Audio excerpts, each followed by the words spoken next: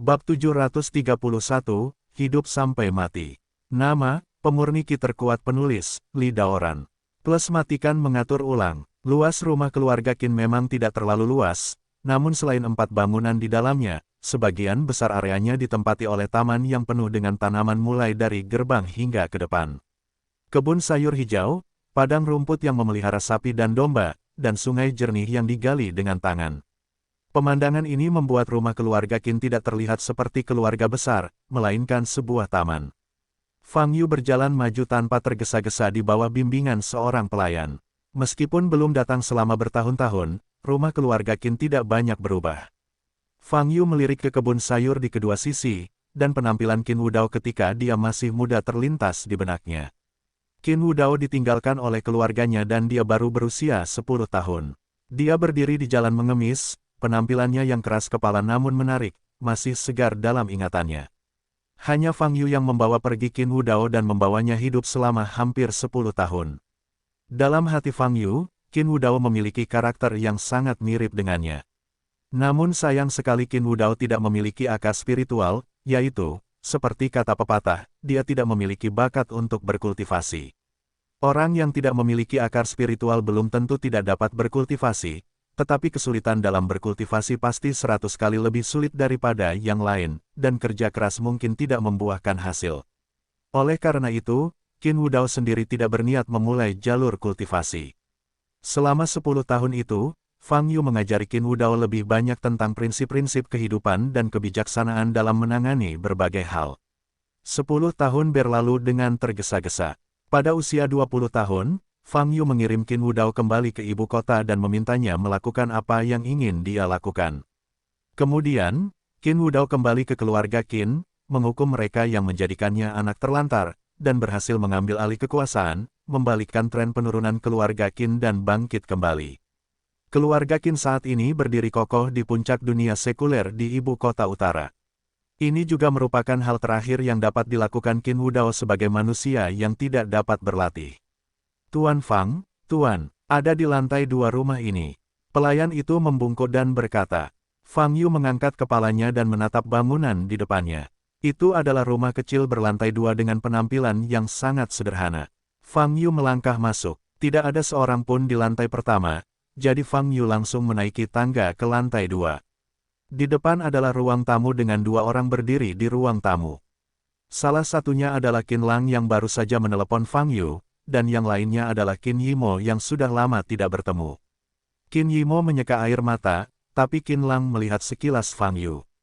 Tuan Fang, Qin Lang berjalan maju dengan cepat, matanya memerah. Di mana kakekmu? Fang Yu bertanya. Dia ada di balkon. Kecuali kamu, dia tidak ingin bertemu siapapun lagi. Qin Lang berkata dengan mata basah, kita bisa tinggal di sini hanya setelah memintanya beberapa kali sebelum dia setuju. Petik 2. Baiklah. Aku akan pergi menemuinya, kamu bisa turun dan menunggu, kata Fang Yu. Petik 2. Oke, Qin Lang mengangguk dan menoleh untuk melihat Qin Yimo. Mata Qin Yimo merah dan bengkak. Dia melirik Fang Yu, menggelengkan kepalanya, dan berbisik, aku akan menunggu di sini. Kalau kakek ingin bertemu denganku nanti. Petik 2. Turun dulu, jika dia ingin bertemu denganmu, aku akan membiarkannya kamu tahu, kata Fang Yu. Qin Yimo menggigit bibir merahnya, menyeka air mata dari matanya, menarik napas dalam-dalam, mengangguk, lalu turun bersama Qin Lang. Fang Yu melihat ke balkon depan dan berjalan ke depan. Ketika dia sampai di balkon, dia bisa melihat Qin Wudao terbaring di kursi malas, menatap kosong ke pemandangan di luar balkon. Wajahnya keriput, tulangnya setipis kayu, dan usianya terlalu tua. Qin Wudao dalam ingatan Fang Yu masih tertinggal pada saat Qin Yimo berusia 1 tahun 24 tahun yang lalu. Qin Wudao berusia awal 60-an pada saat itu, dan di antara manusia fana, dia dianggap lebih tua. Namun saat itu, tidak ada bekas penuaan di wajahnya. Sekarang 24 tahun telah berlalu, Qin Wudao bahkan tidak bisa melihat sedikit pun kemarahan di wajahnya. Perubahan ini mengejutkan Fang Yu. Kamu akhirnya datang. Qin Wudao sedikit memiringkan kepalanya dan menatap Fang Yu, menarik-narik wajahnya yang keriput, memperlihatkan sedikit senyuman. Kubilang sebelum umurmu habis, aku akan bertemu denganmu, dan aku tidak akan pernah mengingkari janjiku, kata Fang Yu. Untungnya, aku masih bisa menahanmu di sini. Suara Qin Wudao sangat serak. Tidak butuh waktu lama bagi saya untuk datang ke sini. Butuh sekitar 3 detik. Fang Yu berkata sambil mengangkat tangan kanannya dan berkata, apakah kamu melihat cincin ini di jariku? Ini disebut cincin halus, dan aku menyematkannya di dalamnya. Teknik teleportasi dapat berpindah ribuan kilometer dalam waktu singkat. Haha, aku sekarat, kamu masih menyodokku di tempat menyakitkan di mana aku tidak bisa berkultivasi. Qin Wudao tersenyum. Aku tidak bermaksud begitu. Fang Yu berkata sambil tersenyum juga. Qin Wudao tertawa 2 kali, lalu terbatuk keras. Saya ingat ketika Anda menelepon saya di paruh pertama tahun ini, Anda sangat marah. Ini baru setengah tahun, kenapa tiba-tiba terjadi? Fang Yu bertanya. Qin Wudao menggelengkan kepalanya, melirik ke arah Fang Yu, dan berkata, kamu mungkin tidak mengerti. Tetapi bagi manusia, menjadi tua hanyalah hal yang sesaat. Saya benar-benar tidak menduganya. Fang Yu berkata, sejak 5 tahun lalu, saya tidak bisa melakukan rangkaian latihan itu. Qin Wudao berkata, gerakan di dalam agak sulit untuk tulang lamaku. Ini masalahnya. Fang Yu berkata, kamu seharusnya terus berjalan. Ah, hampir. Aku hidup selama 87 tahun, hampir selesai. Qin Wudao berkata, hidup sampai mati, hidup sendirian terlalu lama hanya akan menambah rasa sakit. Ini adalah kebenaran yang kamu katakan padaku. Itu secara relatif. Fang Yu berkata, bagi saya yang telah hidup ribuan tahun, umur panjang memang merupakan hal yang menyakitkan. Namun usia Anda yang 80 tahun, diperpanjang hingga lebih dari 100 tahun, hanya itu bisa dianggap sebagai umur panjang dan berkah. Qin Wudao tersenyum, tidak berbicara, melihat pemandangan di depan. Fang Yu juga melihat ke depan. Di arah ini, seseorang melihat gunung demi gunung.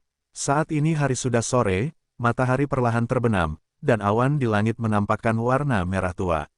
Apakah kamu benar-benar ingin hidup lebih lama? Fang Yu bertanya sambil memandangi awan di langit. Saya tidak mau. Jika keluarga Qin tidak tumbuh dengan cukup banyak orang yang luar biasa, saya akan pergi bersama King Lian 40 tahun yang lalu.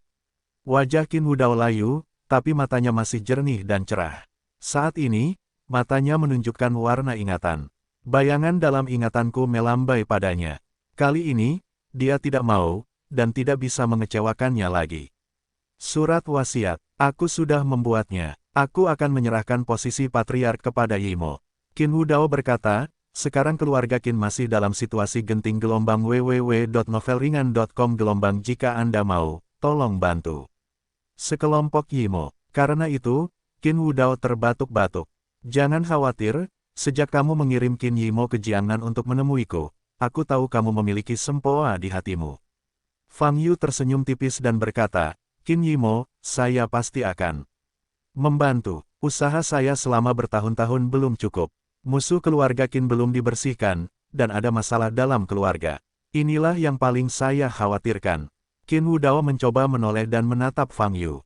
Karena saya setuju untuk membantu Qin Yimo, saya secara alami akan melenyapkan musuh-musuh ini, kata Fang Yu.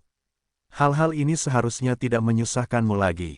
Setelah Fang Yu setuju, Qin Wudao menghela nafas lega, suaranya semakin pelan, sayang sekali energiku telah habis. Energi manusia terbatas, Anda tidak perlu menyalahkan diri sendiri untuk ini, kata Fang Yu. Mata Qin Wudao setengah tertutup, seolah-olah dia sangat kelelahan, dia akan tertidur. Tapi saat ini, dia sepertinya memikirkan sesuatu lagi. Dia menoleh ke arah Fang Yu dan bertanya, bisakah seseorang benar-benar pergi ke tempat lain setelah mereka mati? Tentu saja, selama takdir datang, kamu pasti akan bertemu King Lian. Jawab Fang Yu, itu bagus. Qin Wudao menoleh dan menyaksikan matahari terbenam perlahan-lahan jatuh ke lereng bukit di kejauhan, dan berkata perlahan, terima kasih, Saudara Fang, selamat tinggal. Nama Saudara Fang membuat Fang Yu tiba-tiba merasa bahwa Qin Wudao telah kembali ke masa mudanya. Namun di detik berikutnya, vitalitas Qin Wudao benar-benar hilang, tetapi Fang Yu kembali sadar. Qin Wudao menutup matanya dan senyum tipis muncul di wajahnya, seolah dia hanya tertidur sementara. Saya harap Anda benar-benar dapat melihat King Lian. Fang Yu menepuk bahu Qin Wudao dan berbalik meninggalkan balkon di dalam rumah keluarga Qin, ada suasana duka yang khusyuk. Fang Yu seperti seorang pengamat, menyaksikan generasi muda Qin Wudao menangis dengan sedihnya, tubuh Qin Wudao ditempatkan di peti mati, dan peti mati ditempatkan di aula berkabung. Dilihat dari kesedihan keluarga Qin, keturunan Qin Wudao ini berbakti. Tentu saja, pasti ada pertunjukan palsu, tetapi Fang Yu tidak mengamatinya dengan cermat karena tidak masuk akal. Setelah Qin Wudao meninggal, anggota inti keluarga Qin, pengacara yang disewa oleh Qin Wudao, diundang ke sebuah ruangan. Di dalam ruangan, ditambah pengacara dan Fang Yu, totalnya ada 14 orang. Putra tertua Qin Wudao, Qin Changlong, istri Liang Huarong, pasangan ini memiliki 2 putra dan seorang putri. Mereka adalah Qin Wei, Qin Zhen, dan Qin Xiaolu. Putra kedua, Qin Wei Hao, dan istrinya, Cao Sue, hanya memiliki 1 anak perempuan, Qin Yimo. Putra ketiga, Qin Jianjun, dan istrinya, He Hong, hanya memiliki 1 putra, Qin Lang. Anak keempat merupakan anak angkat Qin Wudao bernama Qin Bin yang belum beristri dan mempunyai anak. Orang-orang ini adalah anggota inti dari keluarga Qin. Di antara mereka, Fang Yu kebanyakan bertemu satu sama lain, tetapi tidak mengetahui hubungan di antara mereka. Semua orang telah tiba, dan selanjutnya saya akan membacakan surat wasiat Tuan Qin.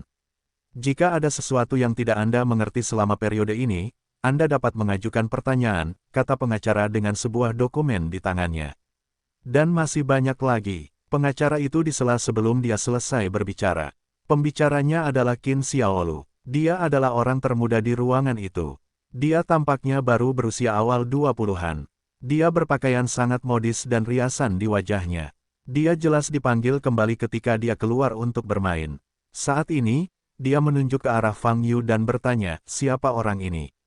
Bagaimana dia bisa berdiri di sini? Dia adalah Fang Yu, Tuan Fang, dan juga saksi ketika Tuan Qin Lao menentukan kapan surat wasiat itu dibacakan. Pengacara itu tersenyum. Fang Yu, aku belum pernah mendengar namanya. Lagi pula, bagaimana dia bisa menjadi orang luar yang terlibat dalam masalah penting dalam keluarga kita? Qin Xiaolu mengerutkan kening dan berkata dengan tidak senang. 2 kakak laki-laki Qin Xiaolu, Qin Wei dan Qin Zhen, juga menatap Fang Yu dengan ragu. Mereka belum pernah bertemu Fang Yu, dan karena mereka jarang berkomunikasi dengan Qin Wudao, mereka belum pernah mendengar tentang Fang Yu. Tuan Fang adalah teman kakek, kata Qin Lang. Qin Xiaolu memandang Qin Lang dan mengerutkan kening, teman. Sepupu, jangan bicara omong kosong. Orang ini terlihat lebih muda dariku. Bagaimana dia bisa menjadi teman kakek? Diam, kakekmu memintanya menjadi saksi wasiat, dia punya kualifikasi ini. Pada saat ini, melihat ayahnya berbicara, Qin Xiaolu menutup mulutnya, tetapi matanya terhadap Fang Yu masih penuh kecurigaan dan ketidakbaikan. Fang Yu tidak menjawab, wajar jika anak-anak yang hadir tidak mengenalnya. Lagi pula, terakhir kali Fang Yu datang ke rumah Qin, anak-anak ini belum lahir atau masih anak-anak yang bodoh. Namun, ketiga putra dan menantu perempuan Qin Wudao, serta putranya Qin Bin, sebenarnya telah bertemu dengan Fang Yu. Namun tak satu pun dari orang-orang ini yang berinisiatif menyapa Fang Yu, seolah-olah mereka tidak mengenal Fang Yu. Kalau begitu, selanjutnya saya akan mulai membaca isi surat wasiat Tuan Qin. Pengacara itu memandang ke arah kerumunan dan berkata, tidak ada yang mengajukan keberatan. Artikel pertama wasiat Tuan Qin adalah tentang posisi kepala keluarga Qin. Pengacara itu membaca, mendengar ini, ekspresi semua orang yang hadir berubah. Qin Changlong dan istrinya berdiri tegak, Qin Jianjun dan istrinya menatap pengacara itu dengan cermat, sementara Qin Bin menundukkan kepalanya. Satu-satunya hal yang tidak banyak terlihat adalah keluarga Qin Yimo. Mereka semua menundukkan kepala dan masih tenggelam dalam kesedihan atas kematian Qin Wudao. Fang Yu bisa melihat ekspresi orang-orang ini. Posisi patriark akan diwarisi oleh Nona Qin Yimo. Pengacara itu terus membaca. Mendengar kata-kata ini, semua orang di ruangan itu kecuali Fang Yu dan pengacara mengubah ekspresi mereka. Qin Yimo mewarisi posisi patriark. Ini sama dengan melewatkan satu generasi secara langsung. Putra tertua Qin Changlong, putra kedua Qin Wei Hao, putra ketiga Qin Jianjun, putra saleh Qin Bin. Apakah keempat generasi Mesozoikum ini diabaikan? Qin Yimo mewarisi pemilik keluarga. Tidak hanya muda, tapi juga perempuan. Bagaimana Qin Wudao bisa membuat pengaturan seperti itu? Pengacara Chen, apakah Anda yakin membacanya dengan benar? Qin Changlong menatap pengacara Chen dan bertanya dengan suara yang dalam. Pengacara Chen mengangkat kepalanya, mendorong kacamatanya, dan berkata, ini adalah niat awal Tuan Qin, dan ini juga merupakan isi sebenarnya dari surat wasiat tersebut. Tidak berubah sama sekali. Ini tidak mungkin. Bagaimana kakek bisa memberinya posisi patriark? Kata Qin Xiaolu dengan wajah jelek. Yang lain juga memandang pengacara Chen dengan tatapan tidak percaya. Tanpa mengubah wajahnya, pengacara Chen menyerahkan dokumen di tangannya dan menunjukkannya di depan semua orang. Jika Anda tidak percaya, Anda bisa melangkah maju dan melihatnya. Tanda tangannya adalah tanda tangan Tuan Qin. Selain itu, saya juga memiliki rekaman video wasiat Tuan Qin saat dia membuat surat wasiat. Pengacara Chen berkata, jika Anda memerlukannya, saya dapat memutar video itu sekarang. Mainkan dengan cepat, kamu harus memainkannya, kata Qin Xiaolu keras. Oke, pengacara Chen mengangguk, berbalik, dan mengeluarkan laptop dari tas yang dibawanya. Ketika pengacara Chen mengoperasikan komputer, setiap orang yang hadir terlihat berbeda. Qin Xiaolu dan Qin Wei dan Qin Zhen memandang Qin Yimo dengan jijik. Qin Changlong dan istrinya, serta Qin Jianjun dan istrinya, memandang Qin Wei Hao dan istrinya dengan mata yang rumit. Qin Lang memandang Qin Yimo dengan senyum. Terkejut di wajahnya, hanya Qin Bin yang menundukkan kepalanya, tidak tahu apa yang dia pikirkan. Fang Yu memandang Qin Bin dan sedikit menyipitkan matanya. Qin Wudao berkata sebelum kematiannya bahwa keluarga Qin tidak hanya memiliki musuh di luar, tetapi juga memiliki masalah di dalam. Jika ada yang tidak beres secara internal, kemungkinan besar anak-anak tersebut mempunyai masalah. Jika tidak, Qin Wudao tidak akan langsung menyerahkan posisi patriark kepada Qin Yimo. Metode ini tidak diragukan lagi membuat Qin Yimo terbakar dan akan menyebabkan dia menderita banyak keraguan dan target yang tidak dapat dibayangkan oleh Qin Wudao. Tapi dia tahu konsekuensinya, tapi dia tetap ingin melakukannya, pasti ada alasannya. Sebelum Xiao Qin meninggal, entah dia tidak punya tenaga untuk memberitahuku dengan jelas, atau dia belum tahu persis di mana dan siapa yang punya masalah di dalam. Dia memintaku untuk menjadi saksi, di satu sisi, untuk melihat tinggal di Qin Yimo. Di sisi lain, ini seharusnya memberi saya kesempatan untuk mengamati sekelompok orang ini dari dekat, pikir Fang Yu. Pengacara Chen dengan cepat membuka video tersebut dan menampilkan layar laptop di depan semua orang. Dalam video tersebut, Qin Wudao sedang berbaring di tempat tidur. Begitu mereka melihat wajah tua ini, Qin Yimo dan Qin Lang mau tidak mau gelombang www.novelringan.com gelombang mata mereka menjadi merah. Tiga pemuda lainnya, Qin Wei, Qin Zhen dan Qin Xiaolu, tidak mengubah wajah mereka dan tidak memiliki ekspresi sedih. Setelah aku mati, posisi patriark diserahkan kepada Yimo, kata Qin Wudao dalam video itu. Meski suaranya dalam dan serak, kata-katanya jelas. Ini adalah rekaman video saat Tuan Qin membuat surat wasiat ini. Apakah Anda punya pertanyaan? Pengacara Chen mengambil kembali laptopnya dan bertanya. Setelah melihat video tersebut, tidak ada yang berbicara lagi. Tapi saat ini, ekspresi mereka luar biasa. Wajah Qin Changlong dan Qin Jianjun sangat jelek. Qin Wei Hao dan istrinya saling memandang, mata mereka penuh kejutan. Mereka mengira mereka tidak punya peluang sama sekali. Saya tidak memikirkannya, tetapi kenyataannya sangat tidak terduga. Qin Wudao benar-benar menyerahkan patriark kepada Qin Yimo. Tapi saat ini, Qin Bin masih menundukkan kepalanya, tidak bisa melihat ekspresinya. Tapi Fang Yu memperhatikan tangan kanannya mengepal. Sebagai penerus patriark, Qin Yimo tidak memiliki kegembiraan di wajahnya. Dia mengangkat kepalanya, menatap pengacara Chen, dan berkata, pengacara Chen, lanjutkan membaca konten selanjutnya. Oke, kalau begitu aku akan melanjutkan. Pengacara Chen mengangguk. Selanjutnya, dalam suasana yang aneh, pengacara Chen terus membaca isi surat wasiat. Isi di akhir surat wasiat tidak lebih dari sekedar imbauan. Qin Yimo dan Qin Lang mendengarkan dengan cermat, tetapi yang lain tidak begitu fokus, masing-masing berpikir dengan ekspresi berbeda. Bagi mereka, yang terpenting dalam keseluruhan wasiat adalah pilihan kepala keluarga. Siapapun yang menjadi kepala keluarga dapat mengendalikan semua industri keluarga Qin saat ini dan menjadi pemimpin keluarga. Sebelum mereka mendengar surat wasiat, mereka memikirkan banyak kemungkinan, tetapi mereka tidak menyangka bahwa posisi patriark akan jatuh ke kepala Qin Yimo. Segera, pengacara Chen selesai membacakan isi surat wasiat. Jika tidak ada pertanyaan lain, isi surat wasiat ini akan mulai berlaku dalam 3 jam, yaitu setelah tengah malam hari ini. Kata pengacara Chen, kamu keluar dari ruangan ini dulu, tapi jangan keluar dulu dari rumah Qin. Karena kami mencarimu kapan saja, kata Qin Changlong dengan ekspresi muram. Pengacara Chen tertegun sejenak, lalu mengangguk, baiklah, Tuan Qin, saya akan menunggu di ruang tunggu Qin. Jika Anda memiliki pertanyaan, Anda dapat menelepon saya kapan saja. Setelah berbicara, pengacara Chen mengambil tas kerja dan meninggalkan ruangan. Silakan keluar juga. Selanjutnya, kita akan berdiskusi dengan anggota keluarga Qin. Qin Changlong memandang Fang Yu dan berkata, Tuan Fang tidak perlu keluar. Fang Yu belum bereaksi banyak, tapi ekspresi Qin Lang berubah dengan keras. Qin Changlong melirik Qin Lang dan kemudian orang tua Qin Lang. Ekspresi Qin Jianjun dan istrinya berubah. Mereka berbalik untuk menatap Qin Lang, dan berkata, Paman berbicara, bagaimana kamu bisa campur tangan? Qin Lang mengertakkan gigi dan berkata, Tuan Fang He, kamu masih berani bicara. Qin Jianjun berkata dengan dingin. Qin Lang tidak punya pilihan selain tutup mulut. Apa arti Fang Yu bagi kakek? Kamu seharusnya mengetahui hal ini lebih baik dari kami. Saat ini, kata Qin Yimo. Qin Changlong memicingkan mata ke arah Qin Yimo dan berkata, kami benar-benar tidak tahu, sebenarnya, kami bahkan tidak mengenalnya. Kalau begitu aku akan memberitahumu bahwa Fang Yu adalah teman kakek, dan kakek sangat mempercayainya. Oleh karena itu, dia tidak perlu meninggalkan ruangan.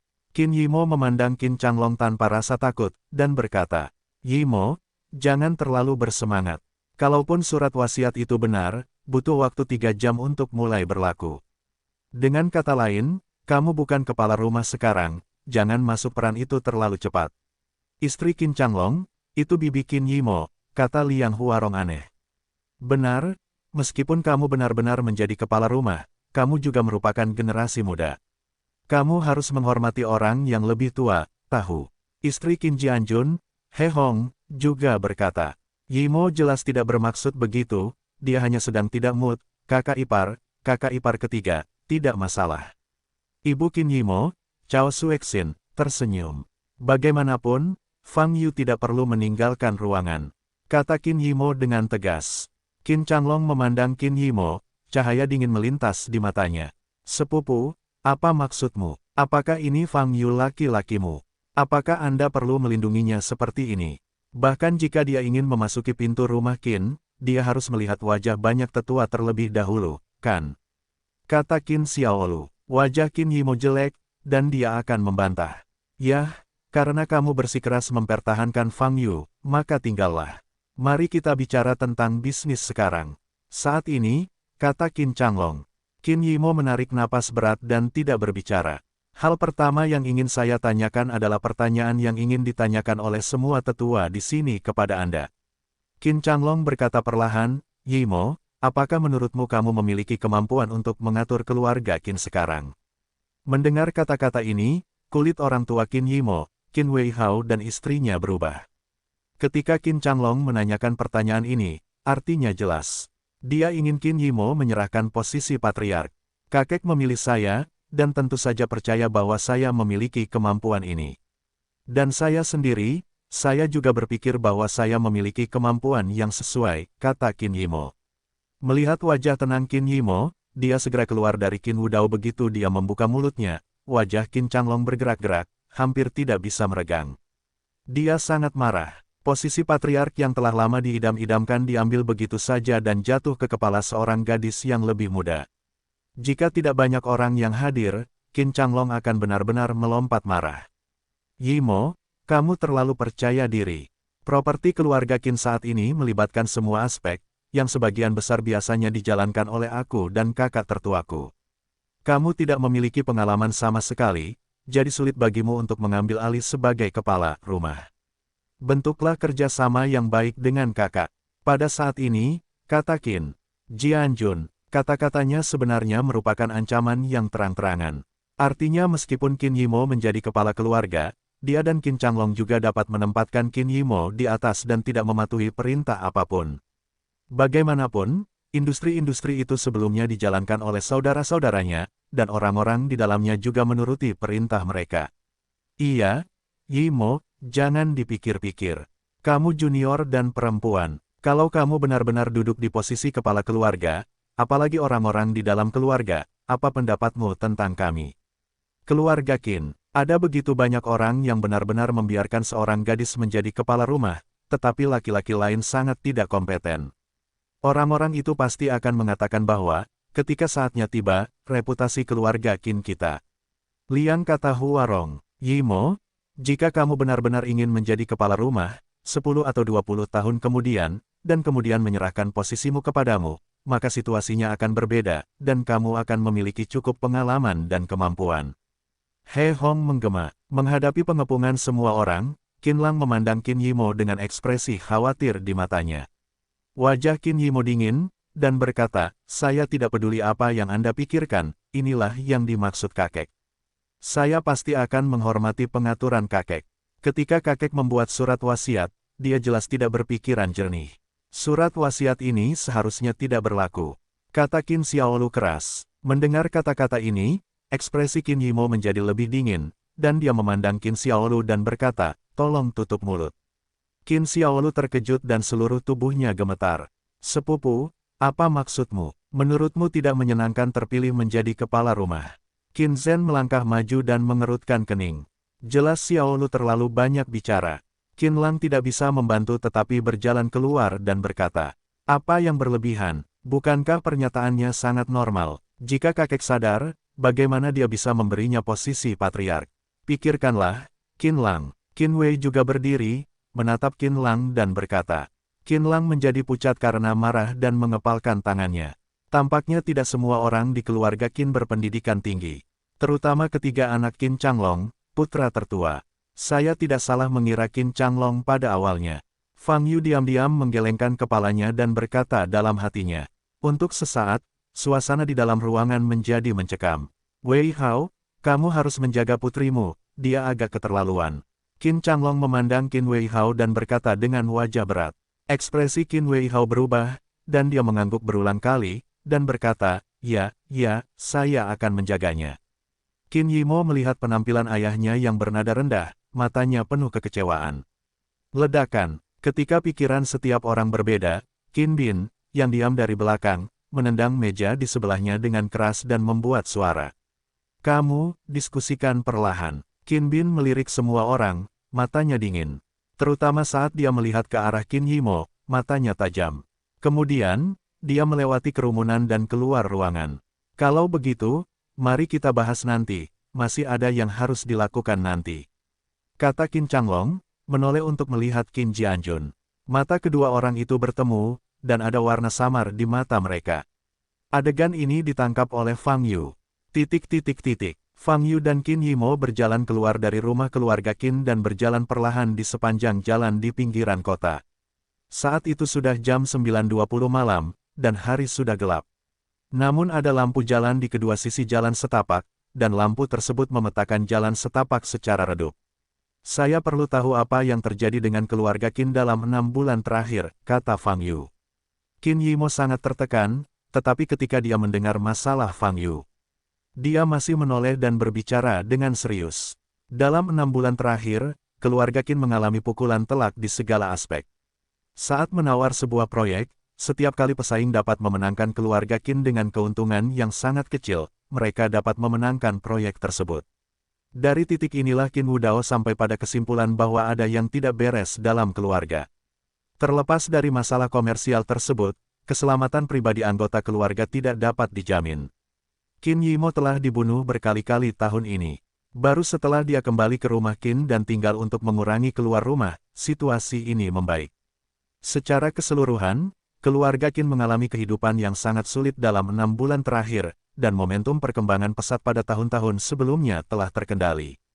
Kakek kelelahan karena hal-hal ini. Pada titik ini, Qin Yimo kembali ingin menangis. Dia masih belum bisa menerimanya, orang yang paling dia cintai sejak dia masih kecil, pergi begitu saja selamanya. Paman keempatmu Qin Bin, bagaimana situasinya? Fang Yu bertanya lagi gelombang www.novelringan.com gelombang bagaimana situasinya? Qin Yimo terkejut, dan memandang Fang Yu dengan bingung. Dia menundukkan kepalanya sekarang, dan sepertinya emosinya tidak benar. Fang Yu mengangkat alisnya dan berkata, aku tidak memperhatikannya, tapi kakekku meninggal dan pamanku pasti sangat sedih, jadi dia berperilaku tidak normal. Jawab Qin Yimo. Kalau begitu menurutmu apakah dia tertarik pada posisi patriark?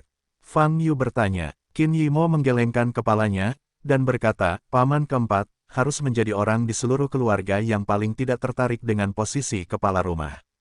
Dia adalah seorang idiot bela diri dengan sepenuh hati, kata Qin Yimo. Dia masih berlatih seni bela diri. Fang Yu bertanya dengan bingung. Ya, dia selalu berlatih seni bela diri. Jawab Qin Yimo. Tapi kenapa aku tidak merasakan aura seni bela diri pada dirinya? Wajah Fang Yu sedikit berubah saat memikirkan hal ini. Qin Bin telah berlatih, tetapi Fang Yu tidak merasakan sedikit pun nafas biksu darinya. Dalam hal ini, hanya ada dua kemungkinan. Kemungkinan pertama, Qin Bin sengaja menyembunyikan nafasnya. Tetapi dengan kemampuan penginderaan Fang Yu, sebagian besar biksu tidak bisa lepas dari pandangannya. Tentu saja ada kemungkinan gagal juga, lagi pula ada pihak luar. Kemungkinan kedua adalah orang yang barusan bukanlah Qin Bin yang asli. Tetapi jika lawannya menyamar, Fang Yu juga harusnya bisa dengan mudah mengetahui. Apakah karena aku terlalu percaya diri? Qin Bin barusan. Fang Yu mengetuk keningnya dan berkata dalam hatinya. Panggilan. Saat Fang Yu memikirkannya, angin suram datang dari belakang. Mata Fang Yu bersinar dingin, dan dia segera berbalik. Saat ini, awan kabut hitam menutupi langit. Fang Yu dan Qin Yimo di sampingnya langsung ditelan kabut hitam. Nafas dingin, seperti semut kecil yang tak terhitung jumlahnya, berusaha menembus setiap pori-pori tubuh. Tubuh Fang Yu secara alami tidak takut dengan nafas ini, tetapi Qin Yimo di sampingnya hanyalah manusia biasa. Hampir dalam sekejap, Qin Yimo tertembus nafas dan pingsan hingga koma. Dalam kegelapan, Fang Yu mengulurkan tangannya berdasarkan perasaannya, memeluk Qin Yimo, melepaskan energi aslinya, dan menyelimuti Qin Yimo bersamanya. Bas, cahaya keemasan menyala di kabut hitam. Pada saat ini, Fang Yu dapat melihat situasi sekitarnya dengan jelas. Bidang pandangnya penuh kabut hitam tebal, seolah berada di ruang lain. Mata Fang Yu berbinar-binar, dan dia melihat sekeliling, merasakan perubahan di atmosfer sekitarnya. Karena seluruh ruangan dipenuhi kabut hitam, udara dingin memenuhi sebagian besar ruangan. Nafas ini secara serius menghambat pelantikan Fang Yu. Jika tidak keluar, saya akan menghilangkan kabutnya. Fang Yu berkata dengan tenang. Tidak ada suara di sekitar. Mata Fang Yu dingin, dan dia mengangkat tangan kanannya, tiba-tiba mengepalkan tangannya. Ledakan, aura kekerasan keluar dari tubuh Fang Yu, meledak kemana-mana. Kabut hitam tebal itu langsung hilang. Lampu jalan dan pohon-pohon kecil yang ditanam di pinggir jalan juga putus. Kabut hitam menghilang, memperlihatkan pemandangan aslinya. Namun, dia masih tidak melihat sosok apapun, dia juga tidak merasakan nafas apapun. Fang Yu mengerutkan kening dan berbalik. Saat ini, dia melihat sebuah pola di tanah.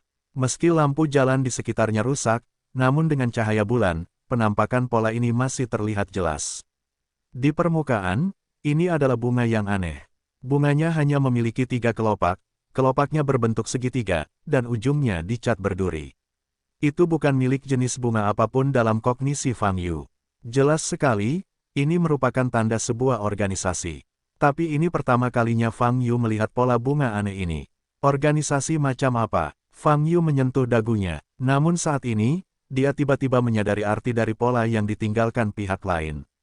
Banyak organisasi ketenagakerjaan, setelah menyelesaikan tugasnya, akan meninggalkan logo organisasi di tempat kejadian sebagai pernyataan yang provokatif. Kali ini kemungkinannya sama. Misi selesai. Fang Yu melirik Qin Yimo dalam pelukannya. Saat ini, tubuh Qin Yimo terasa dingin, seolah-olah dia baru saja dipindahkan dari freezer. Selain itu, tubuh Qin Yimo tidak terlalu abnormal, namun matanya tertutup rapat, alisnya berkerut, dan ekspresinya sedikit menyakitkan. Kabut hitam itu. Fang Yu mengerutkan kening, tangannya menempel di dahi Qin Yimo, telapak tangannya bersinar putih. Setelah kesadaran ilahi memasuki tubuh Qin Yimo, Fang Yu menemukan bahwa awan udara hitam mengikis tubuh Qin Yimo. Namun kecepatannya tidak cepat. Pada saat ini, ia perlahan-lahan melompat dari leher, mencoba masuk ke kepala. Dan di mana udara hitam lewat, darah di kapiler tersedot seluruhnya. Hal ini juga membuat permukaan leher Qin Yimo tampak putih aneh, tanpa bekas darah. Selama kelompok udara hitam ini menyerbu ke kepala, Qin Yimo akan segera mati, tanpa ada ruang untuk bermanuver. Mata Fang Yu sangat menakjubkan, tangan kanannya segera mengeluarkan sejumlah besar energi sejati, yang menghalangi leher, sepenuhnya mengisolasi energi hitam. Kelompok Qi hitam ini segera ditarik kembali ketika menyentuh Qi yang sebenarnya, sepertinya memiliki rasa kecerdasan yang cukup aneh. Fang Yu meletakkan tangan kanannya di leher Qin Yimo, mencoba mengeluarkan udara hitam langsung dari tubuhnya. Namun saat ini, Qi hitam tersebut menempel erat pada daging dan darah leher Qin Yimo, tidak bergerak. Energi hitam ini, ada yang tidak beres.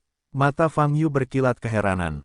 Tuan Fang, saat ini, terdengar suara langkah kaki dari belakang.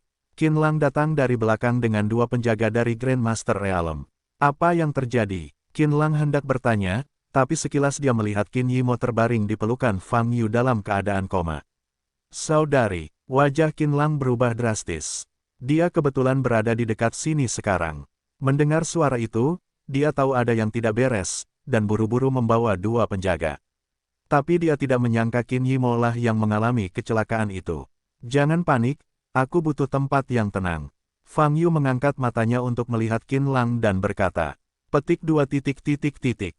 Oke, aku akan mengantarmu segera.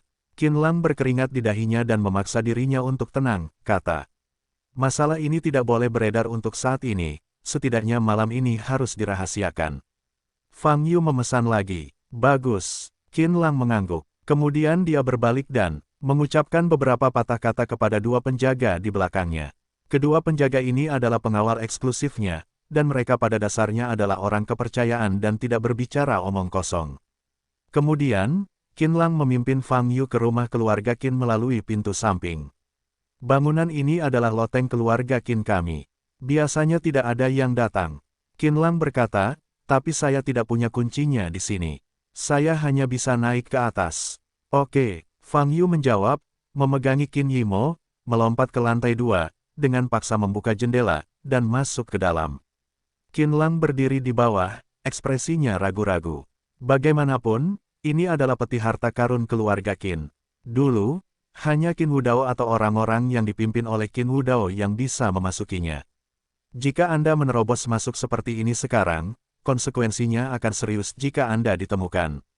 Tetapi ketika dia memikirkan situasi Qin Yimo, mata Qin Lang menjadi tegas, mengertakkan gigi, dan melompat ke lantai 2. Ada banyak rak buku di lantai 2 dengan banyak buku kuno. Fang Yu membawa Qin Yimo ke puncak tangga di lantai ini, di mana terdapat bangku kayu persegi panjang untuk orang beristirahat. Fang Yu meletakkan Qin Yimo di bangku kayu, dan sambil berpikir, titik cahaya muncul di ujung jari telunjuk tangan kanannya untuk menerangi ruang kecil itu. Titik cahaya melayang sedikit di atas dan menjadi bola lampu. Pada saat ini, Anda dapat dengan jelas melihat bahwa mata Qin Yimo tertutup saat ini, anehnya lehernya pucat, dan ada bayangan hitam samar di dalamnya. Tuan Fang, sepupu, siapa dia? Qin Lang membuka matanya dan menatap Qin Yimo. Itu baru saja diserang. Fang Yu menjawab dengan sederhana. Diserang? Bagaimana bisa? Wajah Qin Lang sangat jelek. Qin Yimo sedang diawasi. Ini adalah sesuatu yang keluarga Qin ketahui sejak lama. Tapi Qin Lang tidak menyangka kali ini, di depan pintu rumah keluarga Qin, pihak lain akan berani melakukannya. Apalagi masih di depan Fang Yu. Tuan Fang, apakah Anda melihat sisi lainnya? Tanya Qin Lang. Fang Yu menggelengkan kepalanya dan berkata, tidak. Bahkan Tuan Fang tidak bisa melawan. Wajah Qin Lang penuh ketakutan. Jika kamu ingin melihat penampilan orang lain, pasti ada orang seperti itu gelombang www.novelringan.com gelombang kata Fang Yu. Titik. Fang, apa maksudmu? Kata Qin Lang heran. Saya merasa pada saat itu, saya tidak dekat dengan Qin Yimo dan saya. Fang Yu yakin jika seseorang muncul di sekitarnya pada saat itu, dia pasti merasakannya. Tapi dari kabut hitam yang menghantam hingga kabut hitam yang diledakkan olehnya, dalam proses ini, kecuali awan besar kabut hitam dingin, Fang Yu tercengang karena dia bahkan tidak merasakan fluktuasi aura lainnya. Orang yang bisa muncul di sebelah Fang Yu tetapi mencegah Fang Yu menangkap jejak, apakah itu benar-benar ada? Fang Yu tidak sombong. Oleh karena itu, dia berpikir bahwa dalam gelombang serangan sebelumnya, tidak ada seorang pun yang muncul di sekitarnya. Pada posisi spesifik di jalan itu, semacam lingkaran sihir rahasia pasti sudah dipasang sebelumnya, atau semacam mekanisme telah dipasang.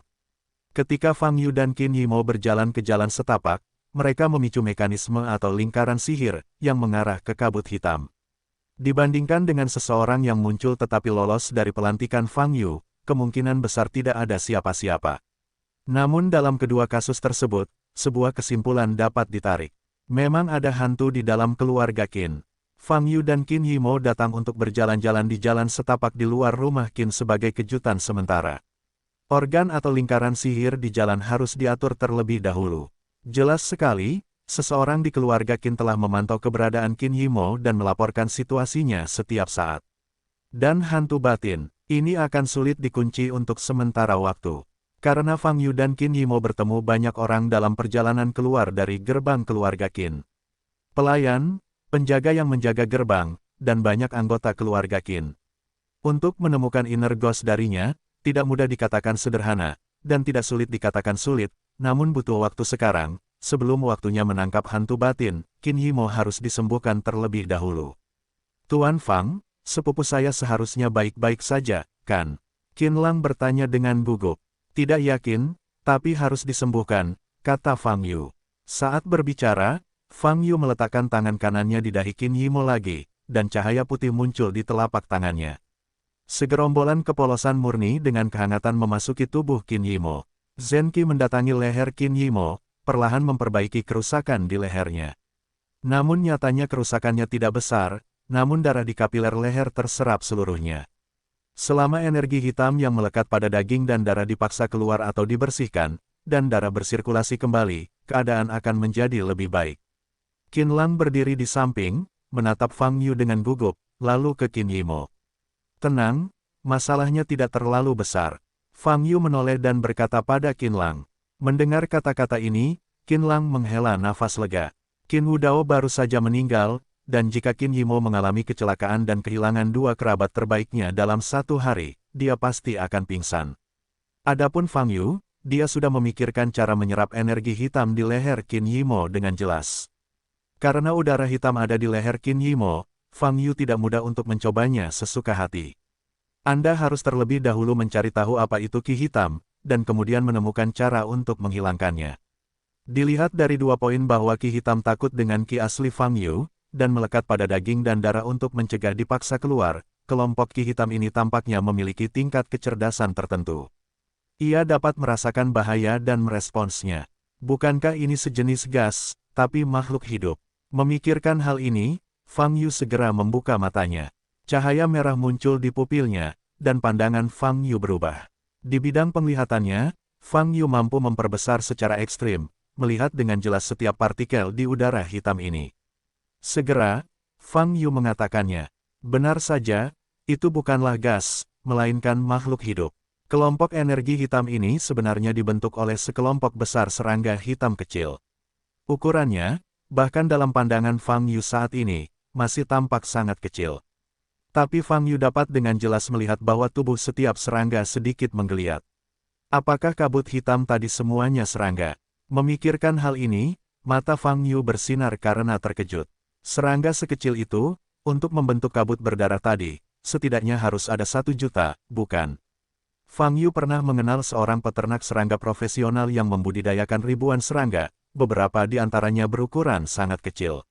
Bak terkecil tidak terlihat dengan mata telanjang. Hanya ketika sejumlah besar dari mereka berkumpul untuk membentuk bayangan hitam barulah mereka dapat dilihat. Bak semacam ini disebut pertapa. Tetapi Fang Yu pada saat itu mengerti sedikit, dan tidak mengamati cacing yang tersembunyi secara mendalam. Oleh karena itu, dia tidak tahu apakah cacing yang tersembunyi dan cacing di tubuh Qin Yimo adalah jenis yang sama. Pembudidaya serangga bertemu 40 tahun lalu. Kalau tidak ada kecelakaan, peternak serangga itu seharusnya masih hidup. Apakah serangga ini akan datang dari tangannya? Fang Yu sedikit mengernyit, memikirkannya, tetapi saya ingat bahwa sebagian besar serangga yang dia pelihara adalah serangga yang bermanfaat. Dia juga berkata, dia memelihara serangga hanya karena minatnya. Fang Yu tidak memikirkannya lagi. Baknya dari mana, nanti bisa diketahui. Yang paling penting sekarang adalah membunuh semua bak ini. Karena ini bak, gunakan cara yang paling sederhana dan kasar untuk menghilangkannya. Fang Yu memutuskan untuk membunuh serangga ini secara langsung dengan truki. Ini bukanlah operasi yang sulit. Ada sebuah mobil yang diparkir di dataran beberapa kilometer dari rumah keluarga Qin. Di dalam mobil, lampu kabin menyala. Di kursi belakang gerbong, dua pria duduk berhadap-hadapan. Salah satu pria mengenakan jas dan yang lainnya mengenakan pakaian berkabung. Bagaimana jalannya? Pria berjas itu bertanya. Sangat lancar, meskipun kabut beracun dengan cepat menyebar, pasti banyak kabut yang masuk ke tubuhnya. Pria berpakaian berkabung itu menjawab, "Yah, itu bagus. Itu ahli yang aku pekerjakan dengan harga tinggi. Susunan racun yang dia buat pasti tidak akan menjadi masalah." Pria berjas itu mengangguk dan berkata. Sambil berbicara, pria berjas itu mengangkat tangan kirinya dan melirik jam tangannya.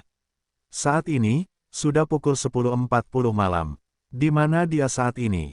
Pria berjas itu bertanya. Saya dibawa pergi oleh Qin Lang dan pria lain bernama Fang Yu. Saya seharusnya pergi ke gudang harta karun Qin kami, kata pria berpakaian duka. Paviliun Zangbao, hehe, sepertinya Qin Lang masih berpikir sepupunya bisa diselamatkan. Pria berjas itu tersenyum dingin dan berkata, karena semuanya berjalan baik, maka kamu harus mengirim seseorang untuk menemukannya. Sebelum jam 0, jenazahnya harus ditempatkan di aula duka keluarga Qin Anda sehingga semua anggota keluarga Qin tahu bahwa dia sudah mati. Adapun kepemilikan posisi patriark masa depan, saya telah mengaturnya, dan itu pasti akan menjadi tanggung jawab Anda. Saya mengerti. Pria yang berkabung itu menundukkan kepalanya dan berkata, pada saat ini, petik 2. Bagaimanapun juga, aku adalah seorang keponakan. Aku tumbuh besar dengan menonton, bisik pria yang berduka itu. Tidak mungkin, siapa yang menyuruh orang tuamu untuk benar-benar menyerahkan posisi patriark padanya?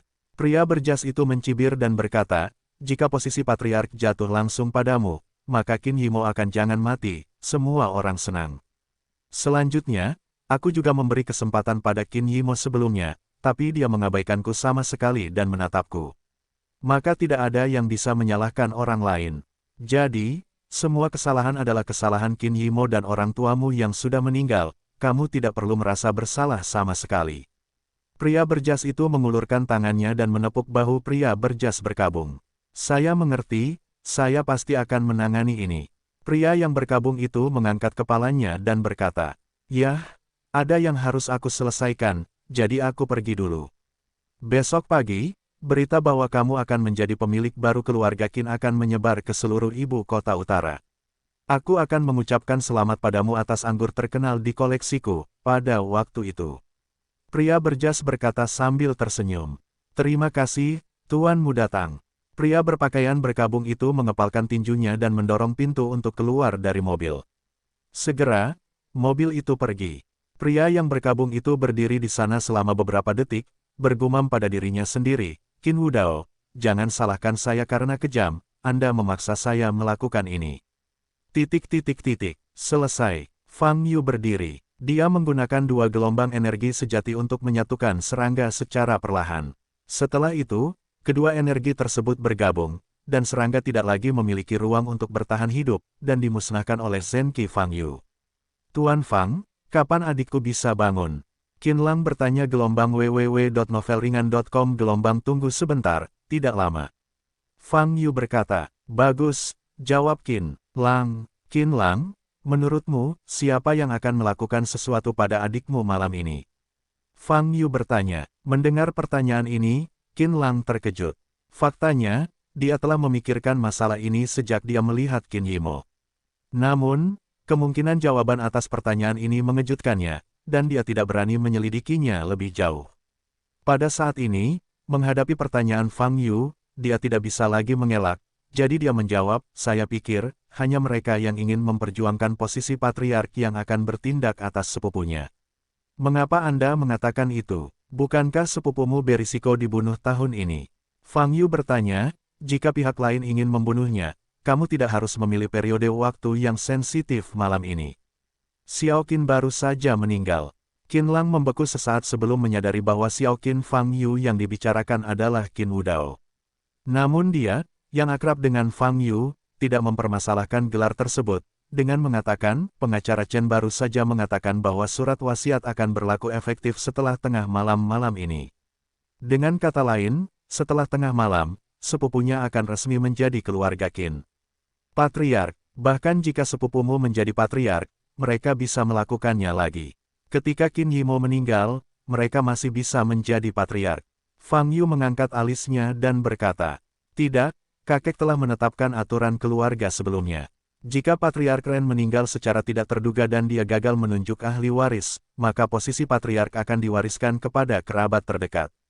Qin Lang berkata, "Artinya, jika mereka melakukannya setelah sepupu mereka resmi menjadi kepala keluarga dari pihak ayah, kepala keluarga dari pihak ayah akan meneruskannya kepada paman kedua. Itu tidak akan diteruskan kepada mereka." "Oh, ternyata keluargamu masih memiliki aturan ini, maka aku memahaminya." Fang Yu mengangguk dan berkata, "Tuan Fang, izinkan saya memberitahu Anda tebakan saya." Qin Lang menarik napas dalam-dalam dan berkata, "Teruskan," jawab Fang Yu. "Pertama-tama, kecurigaan paman kedua dapat dikesampingkan, karena dia adalah ayah kandung sepupu tersebut mundurlah, meskipun paman kedua benar-benar tidak mengenali keenam kerabatnya, dan dia ingin mendapatkan posisi tersebut dari kepala keluarga dengan segala cara, dia harus secara resmi setelah menjadi patriark, sudah pasti bukan sekarang," kata Qin Lang. "Tidak buruk." Fang Yu mengangguk, menyetujui pernyataan Qin Lang. "Setelah paman kedua disingkirkan, satu-satunya tersangka adalah paman dan ayahku." Qin Lang mengertakkan gigi dan berkata, dia sebenarnya tidak ingin memikirkan ayahnya seperti itu. Namun kenyataannya seperti ini, dia tidak bisa mengabaikan kecurigaan ayahnya. "Apakah kamu masih memiliki paman keempat?" Fang Yu bertanya. "Paman keempat, tidak mungkin. Dia tidak tertarik pada kekuasaan dan kepentingan. Selama bertahun-tahun, dia tidak pernah ikut campur dalam industri keluarga kami. Kakek pernah berkata bahwa dia ingin mengurus sebagian dari industri, dia menolak." Kata Qin Lang, "Oh, kamu terus membicarakan spekulasimu." Fang Yu mengangkat alisnya dan berkata, "Di pihak paman dan ayahku, aku tidak bisa mengatakan siapa yang lebih mencurigakan, tapi aku punya cara untuk," kata Qin Lang. Namun sebelum dia selesai berbicara, telepon di sakunya berdering. Ekspresi Qin Lang berubah, dia mengeluarkan ponselnya dan melirik Fang Yu. Fang Yu memberi isyarat padanya untuk menjawab telepon. Setelah melihat ide penelepon, Qin Lang dengan keringat di dahi dan wajah pucat, menghubungkan telepon. "Ayah, apakah kamu mencari sesuatu untuk dilakukan denganku?" tanya Qin Lang. Petik 2. "Sepupu, aku belum pernah bertemu dengannya. Sepertinya dia telah meninggalkan rumah keluarga Qin bersama Tuan Fang. Aku akan mencarinya nanti." Setelah berbicara, Qin Lang menutup telepon, tangannya gemetar dengan telepon. "Sepertinya ayahmu yang paling mencurigakan." Fang Yu tersenyum. Qin Lang berdiri terdiam. Panggilan ini, baginya, seperti jatuhnya guilotin, yang membuat putus asa. Ia selama ini berdoa agar yang menelpon bukanlah ayahnya. Namun pada akhirnya, hal itu membuat hatinya dingin. Ponsel Qin Yimo selalu ada di saku celananya. Dalam keadaan normal, ketika Qin Jianjun mencari Qin Yimo, dia pasti akan menelepon ponsel Qin Yimo terlebih dahulu, daripada menelepon Qin Lang untuk mencari Qin Yimo. Dan Qin Jianjun melakukan ini karena dia sudah tahu di dalam hatinya bahwa sesuatu terjadi pada Qin Yimo, jadi dia tanpa sadar memanggil Qin Lang.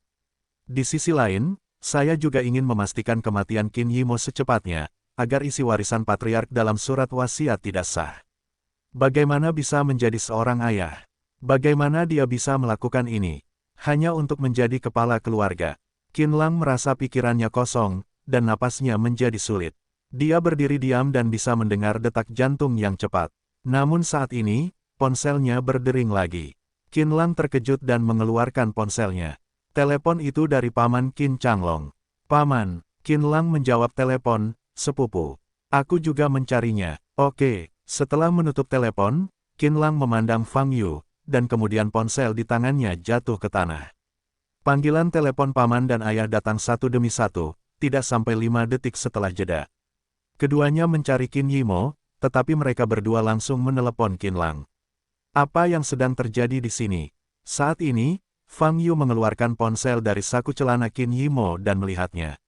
Semuanya normal, telepon tidak dimatikan, dan tidak ada panggilan tidak terjawab. Apakah kamu yakin sepupumu hanya memiliki ponsel dan nomor seperti itu?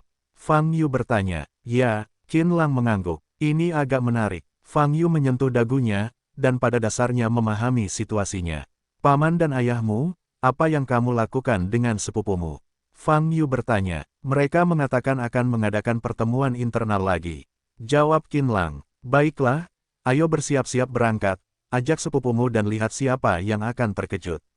Fang Yu tersenyum. Tapi sepupu, Qin Lang memandang Qin Yimo yang tidak sadarkan diri.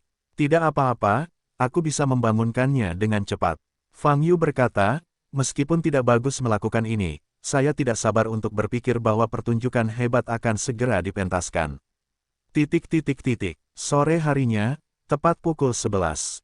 Rumah keluarga Qin terang benderang.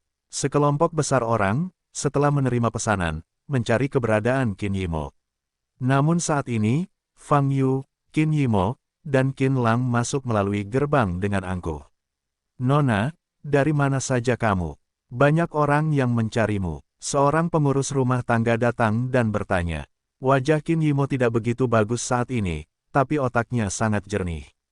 Qin Lang telah menceritakan segalanya padanya. Sekarang, dia hanya ingin pergi ke pertemuan internal keluarga. Paman di mana mereka? Qin Yimo bertanya dengan dingin. Mereka semua ada di aula berkabung sekarang. Jawab kepala pelayan. Oke, aku pergi sekarang. Baik, Nona. Kepala pelayan berbalik dan pergi. Qin Yimo menarik napas dalam-dalam, melihat ke gedung yang terang di kejauhan, dan berjalan pergi. Fang Yu dan Qin Lang mengikuti di belakangnya. Segera, ketiganya sampai di pintu aula berkabung.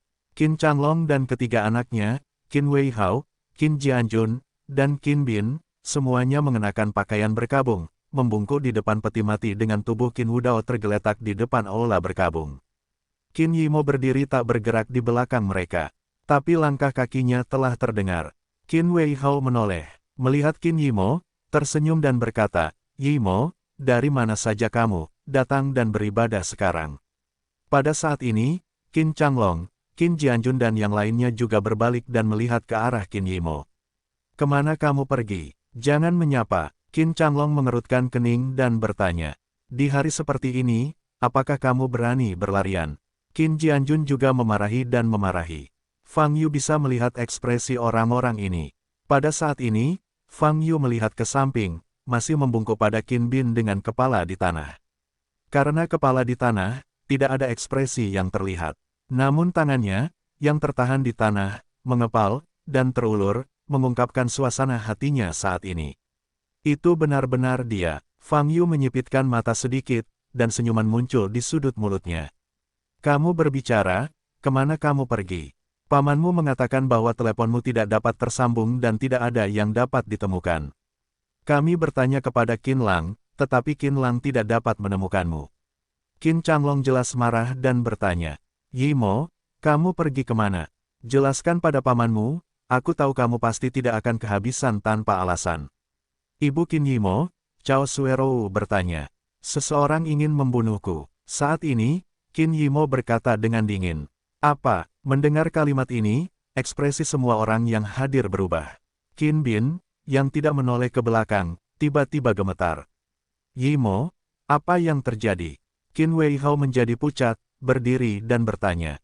40 menit yang lalu, Tuan Fang dan saya sedang berjalan di jalan setapak di luar mansion dan kami diserang gelombang www.novelhall.com. Gelombang. Qin Yimo melirik ke arah Fang Yu di belakangnya dan berkata, saya langsung pingsan, jika bukan Tuan Fang, aku mungkin sudah mati. Petik 2. Siapa yang begitu berani? Siapa yang begitu berani? Qin Weihao menatap, mengamati kerumunan di depannya. Meskipun pada dasarnya dia lemah, dia bukan orang bodoh. Dia tahu betul bahwa mereka yang berani membunuh saat ini kebanyakan mendambakan posisi patriark, dan mereka yang memenuhi syarat untuk mewarisi posisi patriark adalah kakak tertuanya dan adik ketiga. Yimo, benar. Sepupuku membuat keributan saat dia diserang. Kebetulan aku ada di dekatnya saat itu dan segera tiba.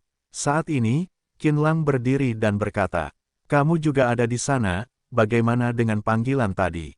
Qin Jianjun melangkah maju dengan ekspresi bingung. Aku melakukan ini dengan sengaja. Karena aku ingin tahu siapa yang ingin membunuh sepupuku, kata Qin Lang. Karena itu, Qin Lang melihat ke belakang, Qin Bin masih berlutut di tanah. Yang lain mengikuti garis pandangnya dan memandang Qin Bin bersama. Pada saat ini, Qin Bin masih menempelkan dahinya ke tanah, tetapi tubuhnya jelas sedikit gemetar. Kalau kamu bisa bertahan sampai sekarang, kualitas psikologismu lumayan bagus. Tapi sayangnya, saat kamu melakukan sesuatu, kamu punya terlalu banyak kekurangan. Saat ini, Fang Yu, yang diam, berkata sambil tersenyum. Mendengar kata-kata ini, Qin Bin mengangkat bagian atas tubuhnya dan berdiri perlahan. Saudara keempat, Qin Changlong dan yang lainnya memandang Qin Bin dengan wajah tidak percaya. Ya, aku berhasil. Qin Bin berbalik dan tiba-tiba menyeringai, memperlihatkan senyuman gila yang membuat orang merinding mendengar kata-kata ini. Qin Changlong dan yang lainnya membuka mata mereka dan memandang Qin Bin. Kakak keempat, kenapa kamu ingin melakukan ini? Qin Changlong bertanya dengan takjub. Qin Weihao dan Qin Jianjun juga menatap Qin Bin dengan tatapan kosong, dan otak mereka tidak dapat bereaksi untuk beberapa saat. Mereka tidak dapat membayangkan bahwa orang yang melakukan pemusnahan umat manusia seperti ini dan 6 kerabatnya tidak menyadarinya adalah Qin Bin. Qin Bin jelas merupakan orang yang paling tidak mungkin melakukan ini. Dia tidak tertarik dengan bisnis keluarga. Dia adalah seorang idiot bela diri. Dia telah belajar seni bela diri pada hari kerja dan tidak pernah melakukan intervensi apapun yang berhubungan dengan kepentingan keluarga. Tapi sekarang, pada hari kematian Qin Wudao, dia melakukan sesuatu pada keponakannya yang akan menjadi patriark. Tujuannya melakukan ini, jika bukan karena patriark, untuk apa? Yang ada hanya keraguan di hati setiap orang yang hadir. Membuat kesalahan, pasti kesalahan, bagaimana bisa paman keempat melakukan hal seperti itu? Qin Xiaolu berjalan keluar dari belakang, berdiri di depan Qin Bin, dan berkata dengan keras. Qin Changlong dan yang lainnya tidak berbicara, tetapi menatap Qin Bin. Saat ini, ekspresi Qin Bin terus berubah, sehingga ekspresinya sedikit terdistorsi. Tidak peduli bagaimana Anda melihatnya, Qin Bin tidak dalam keadaan normal. Xiaolu, segera kemari. Qin Changlong mengerutkan kening dan berkata, kenapa aku pergi ke sana? Apa kamu tidak tahu siapa paman keempat? Pasti mereka bertiga yang ingin memfitnah paman keempat, kata Qin Xiaolu dengan keras kepala. Di seluruh keluarga, favorit Qin Xiaolu adalah Qin Bin. Karena semasa kecilnya, Qin Bin sering diam-diam mengajaknya keluar untuk membeli jajanan dan mainan. Oleh karena itu, dia tidak mau percaya bahwa paman keempatnya akan melakukan hal seperti itu.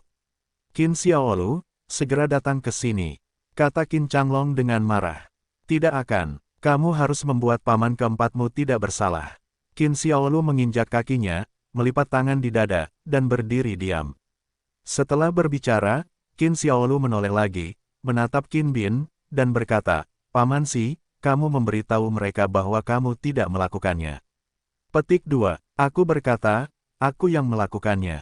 Saat ini, Qin Bin berbicara dengan suara serak. Wajah Qin Xiaolu menjadi pucat, seperti disambar petir, menatap ke tempatnya. Tapi aku ingin tahu bagaimana aku mengungkapnya. Qin Bin mengangkat kepalanya dan menatap Qin Yimo. Kali ini pembunuhan itu direncanakan sejak Qin Wudao sakit parah.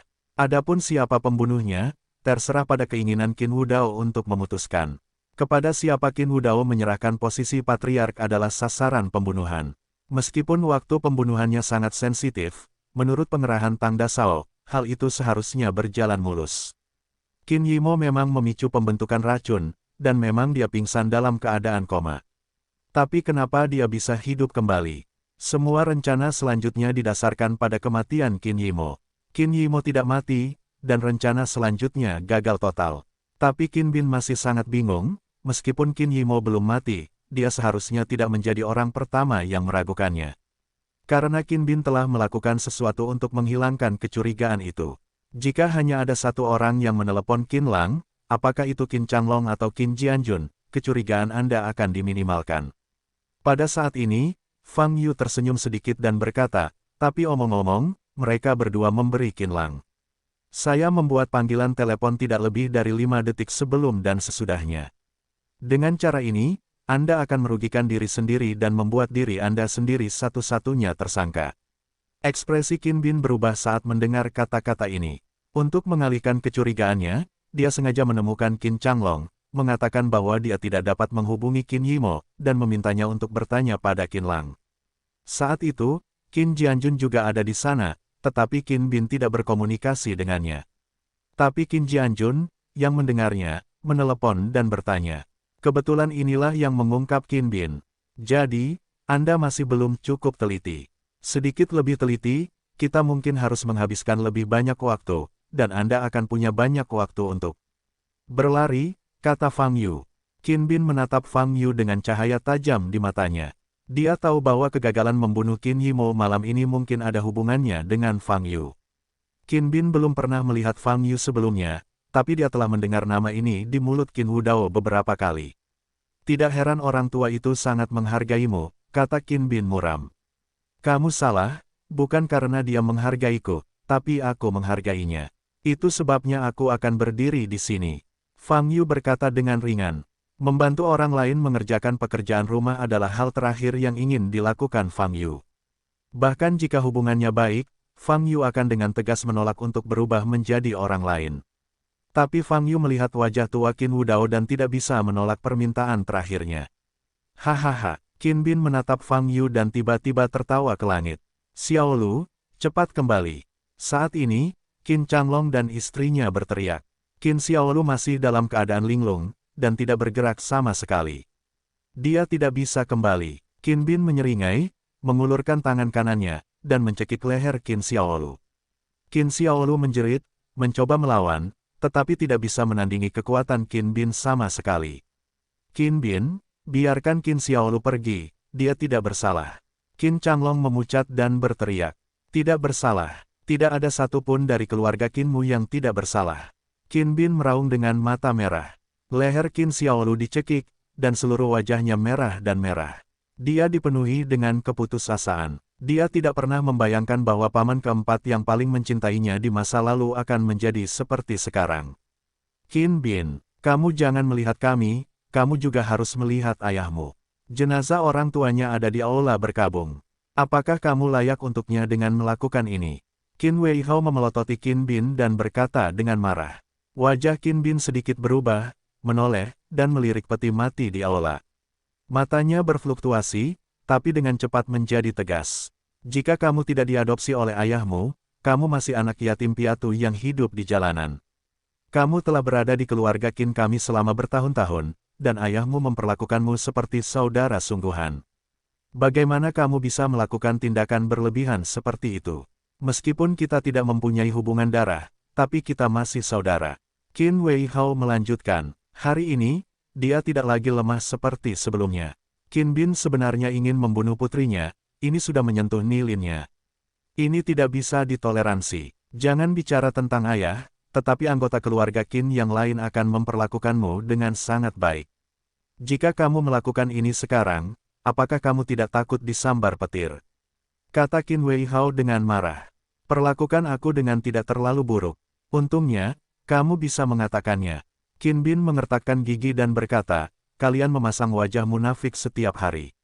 Di permukaan, kalian menganggapku sebagai kerabat kalian, tetapi kenyataannya, kalian masih menganggapku, orang luar. Siapa di antara kita yang pernah melakukan hal seperti ini? Kamu menolak ayahmu. Ekspresi Qin Weihao berubah gelombang www.novelringan.com gelombang kata. Ya, orang tua itu mengatakan bahwa beberapa industri harus diserahkan kepada saya. Tapi sebenarnya, industri apa ini? Semuanya adalah industri marginal keluarga Qin dan tidak memiliki nilai sama sekali. Qin Bin meraung, industri inti sebenarnya, orang tua itu memberikan semuanya kepada kedua putra kandungnya. Saya bahkan tidak punya kesempatan untuk terhubung. Apakah menurutmu aku tidak terlalu ingin mendapatkan kekuasaan dan status? Tapi aku tidak memiliki kesempatan ini sama sekali. Aku orang luar di keluarga Qin. Tetapi bahkan jika saya telah menunjukkan bahwa saya tidak tertarik pada bisnis keluarga, Qin Changlong dan Qin Jianjun, kedua anjing ini, masih mengancam saya secara terang-terangan dan diam-diam. Mendengar ini, mata orang lain berubah dan menoleh untuk melihat Qin Changlong dan Qin Jianjun. Keduanya tampak jelek. Qin Bin, kami belum pernah melakukan hal seperti ini sebelumnya. Jangan menggigit orang seperti anjing gila. Qin Jianjun mengertakkan gigi dan membalas. Hehe, Aku pernah ke Patua itu karena kejadian ini. Coba tebak apa yang dia katakan. Qin Bin mengabaikan bantahan Qin Jianjun dan berkata pada dirinya sendiri. Dia berkata, biarkan aku menemukan solusinya sendiri. Katakan padanya, percayalah pada kemampuanku. Tapi dia tidak memberiku apapun, bagaimana aku bisa melawan kedua putranya yang berharga? Bukankah ini disengaja untuk membiarkanku mati? Qin Bin menjadi lebih bersemangat saat berbicara, dan bahkan menjadi histeris. Qin Xiaolu, yang lehernya dicekik olehnya, hampir tidak bisa menahannya, memutar matanya dengan tajam. Lepaskan Xiaolu, kebencian macam apa yang datang padaku? Qin Changlong berjalan maju dengan wajah tanpa darah. Berhenti, maju selangkah dan aku akan mematahkan lehernya. Teriak Qin Bin. Saat ini, apa yang terjadi di aula berkabung telah menarik perhatian anggota keluarga Qin lainnya, dan mereka telah berkumpul semua orang tercengang melihat Qin Bin menyandera Qin Xiaolu. Di mata mereka, Qin Bin selalu menjadi anggota inti keluarga Qin yang paling jujur dan baik hati. Tapi Qin Bin hari ini membuat mereka merasa sangat asing. Sudah kubilang, aku tidak pernah berubah. Aku dipaksa berpenampilan seperti ini olehmu. Qin Bin berteriak histeris. Qin Xiaolu hampir pingsan. Pada saat ini, sesosok melintas dan muncul di depan Qin Bin. Retakan, Qin Bin mengencangkan tangan leher Qin Xiaolu dan patah. Apa? Qin Bin menjerit dan mundur lagi dan lagi. Qin Xiaolu, sebaliknya, terbaring di tanah, memegangi lehernya yang dicekik menjadi biru dan ungu, terengah-engah. Xiaolu, Qin Changlong dan istrinya berlari ke depan dengan cepat dan membantu Qin Xiaolu berdiri. Pada saat ini, Fang Yu melihat ke depan, memegangi Qin Bin yang berteriak dengan tangan kanannya. Ternyata walaupun kamu berlatih pencak silat, namun karena tidak memiliki akar spiritual, kamu tidak bisa masuk ke ranah pencak silat, dan pencak silat hanya sebatas tingkat manusia. Pantas saja aku tidak melakukannya. Aku tidak memperhatikan aura di tubuhmu sebelumnya. Ternyata inilah alasannya. Fang Yu menggaruk kepalanya dan berkata. Fang Yu sebelumnya secara tidak sadar percaya bahwa jika dia terobsesi dengan seni bela diri, dia pasti seorang seniman bela diri, yang membuat kesalahan yang telah direncanakan sebelumnya. Pada saat yang sama, Fang Yu memikirkan sesuatu. Anak-anak yang berkeliaran di jalanan tidak memiliki akar spiritual. Qin Wudao membawa pulang Qin Bin dan menerimanya sebagai anak yang saleh, sama seperti Fang Yu membawa Qin Wudao pergi dari jalan. Xiao Qin, kamu benar-benar harus belajar dariku dimanapun kamu berada, sayang sekali penglihatanmu tidak bagus, pikir Fang Yu. Qin Bin duduk di tanah, rasa sakit yang menusuk di lengan kanannya membuatnya tampak kesakitan dan berkeringat di dahinya. Dia tahu semuanya sudah berakhir. Bagaimanapun, aku harus memberitahumu bahwa kamu menyalahkan Qin Wudao. Fang Yu memandang Qin Bin dan berkata dengan ringan, dia membiarkanmu menghadapi ancaman itu sendiri, hanya untuk melatihmu. Olahraga, latihan apa? Saya tidak punya apa-apa, bagaimana saya bisa melawan Qin Changlong dan Qin Jianjun? Kata Qin Bin keras. Tidak, kamu salah. Pada saat ini, Qin Jianjun berjalan keluar dari belakang dan berkata, ayah telah memperingatkan saya dan kakak laki-laki tertua saya lebih dari sekali bahwa dia tidak boleh memikirkanmu. Dia juga menyebutkan, bahwa dia ingin mengambil saya dan saudara laki-laki saya. Saya akan memberimu bagian dari industri ini. Itu hanya ditolak oleh aku dan saudara laki-lakiku. Qin Bin memandang Qin Jianjun dengan mata terbuka lebar. Aku tidak perlu mengatakan hal-hal ini. Tapi kamu tidak boleh salah paham tentang apa yang ayahmu lakukan padamu seperti ini. Qin Jianjun berkata dengan suara yang dalam, pikirkan sendiri, apakah kamu layak untuk ayahmu? Tulang orang tuanya tidak dingin, kamu hanya berani membunuh seseorang di sekitarmu. Apa yang kamu pikirkan? Kakak keempat, kamu benar-benar salah kali ini. Keluarga boleh tidak terluka, bertengkar, tapi tidak boleh melakukan pembunuhan keluarga. Tahukah kamu, ayahku belum lama meninggal. Kalau dia mengenalmu, hei, Qin Wei menghela nafas berat, tidak dapat melanjutkan. Dia telah melakukan hal seperti itu, dan kamu masih menelepon saudara keempatnya.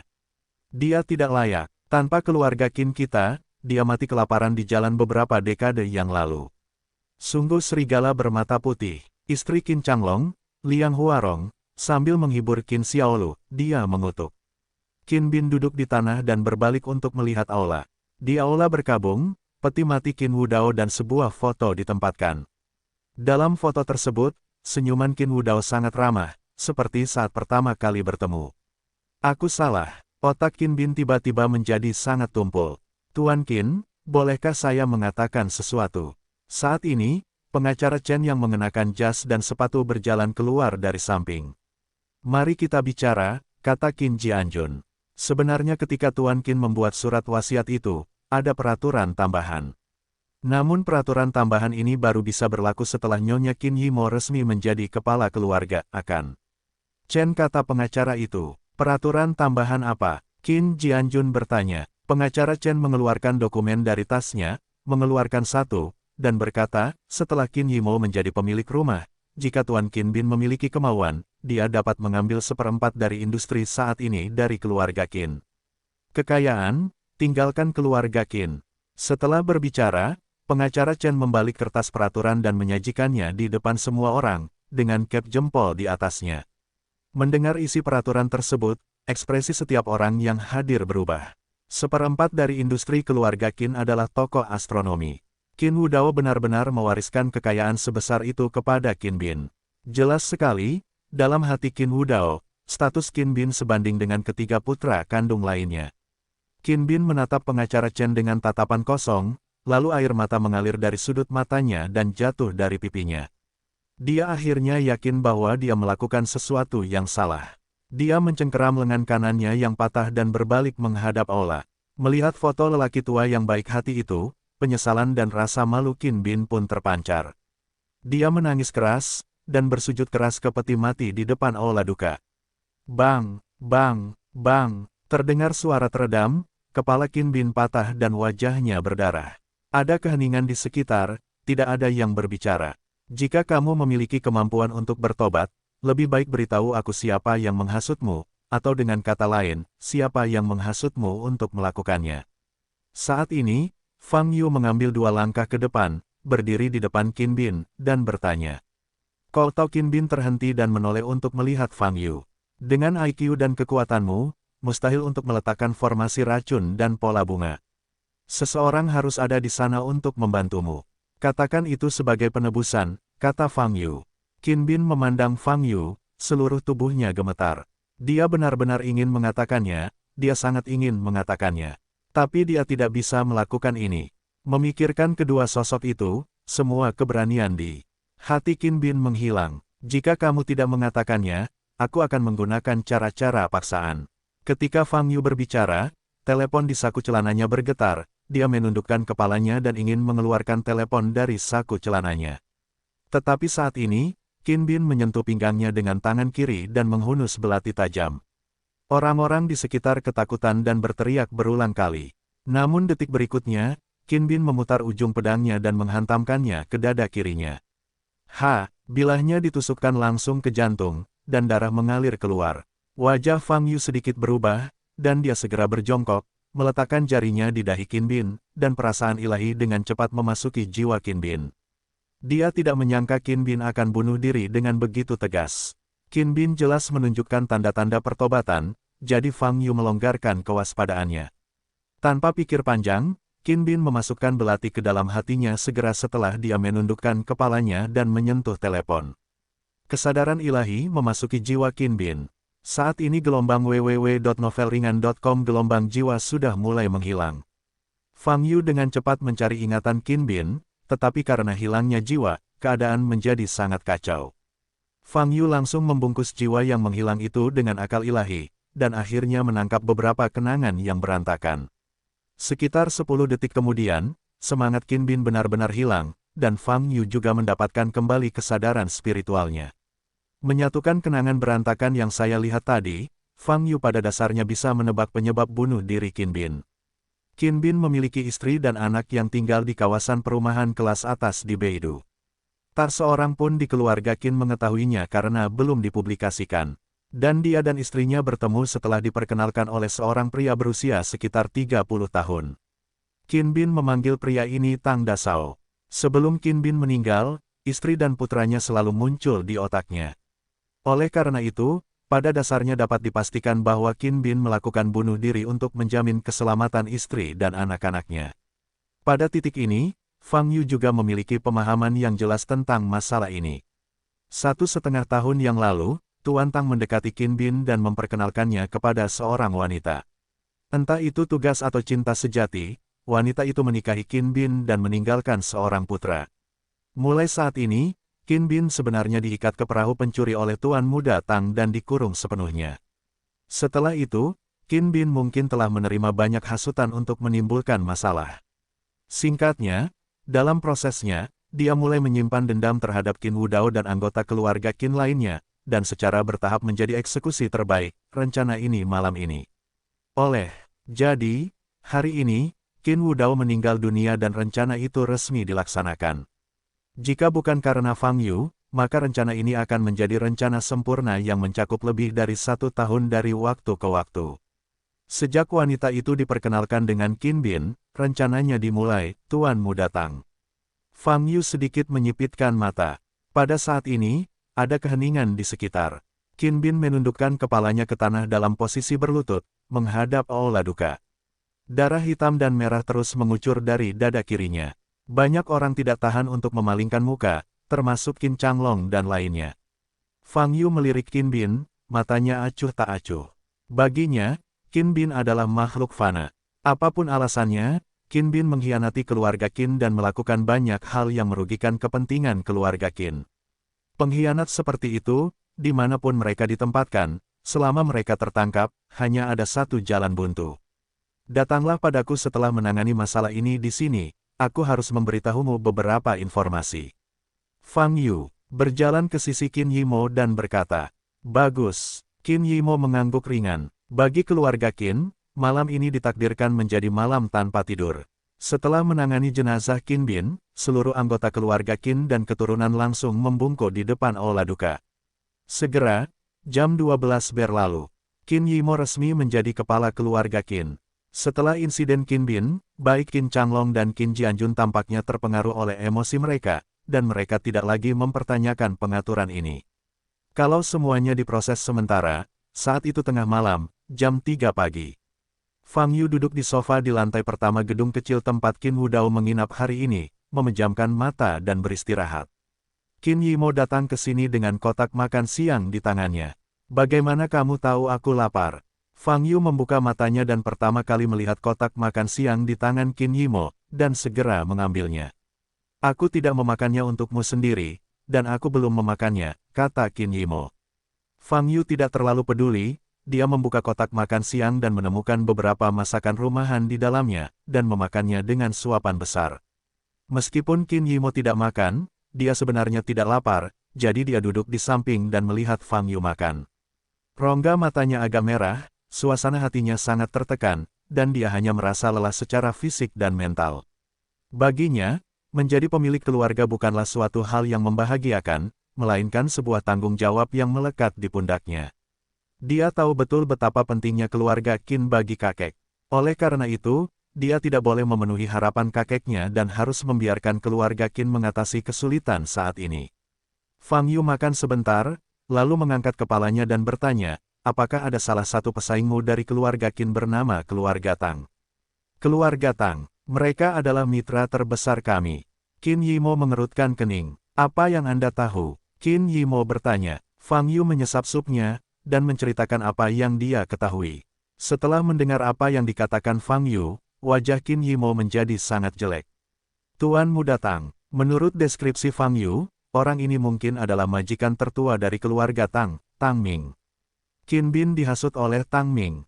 Kejadian ini terdengar konyol, karena dua orang ini, yang satu adalah anggota inti keluarga Qin, dan yang lainnya adalah tuan muda dari mitra terbesar keluarga Qin.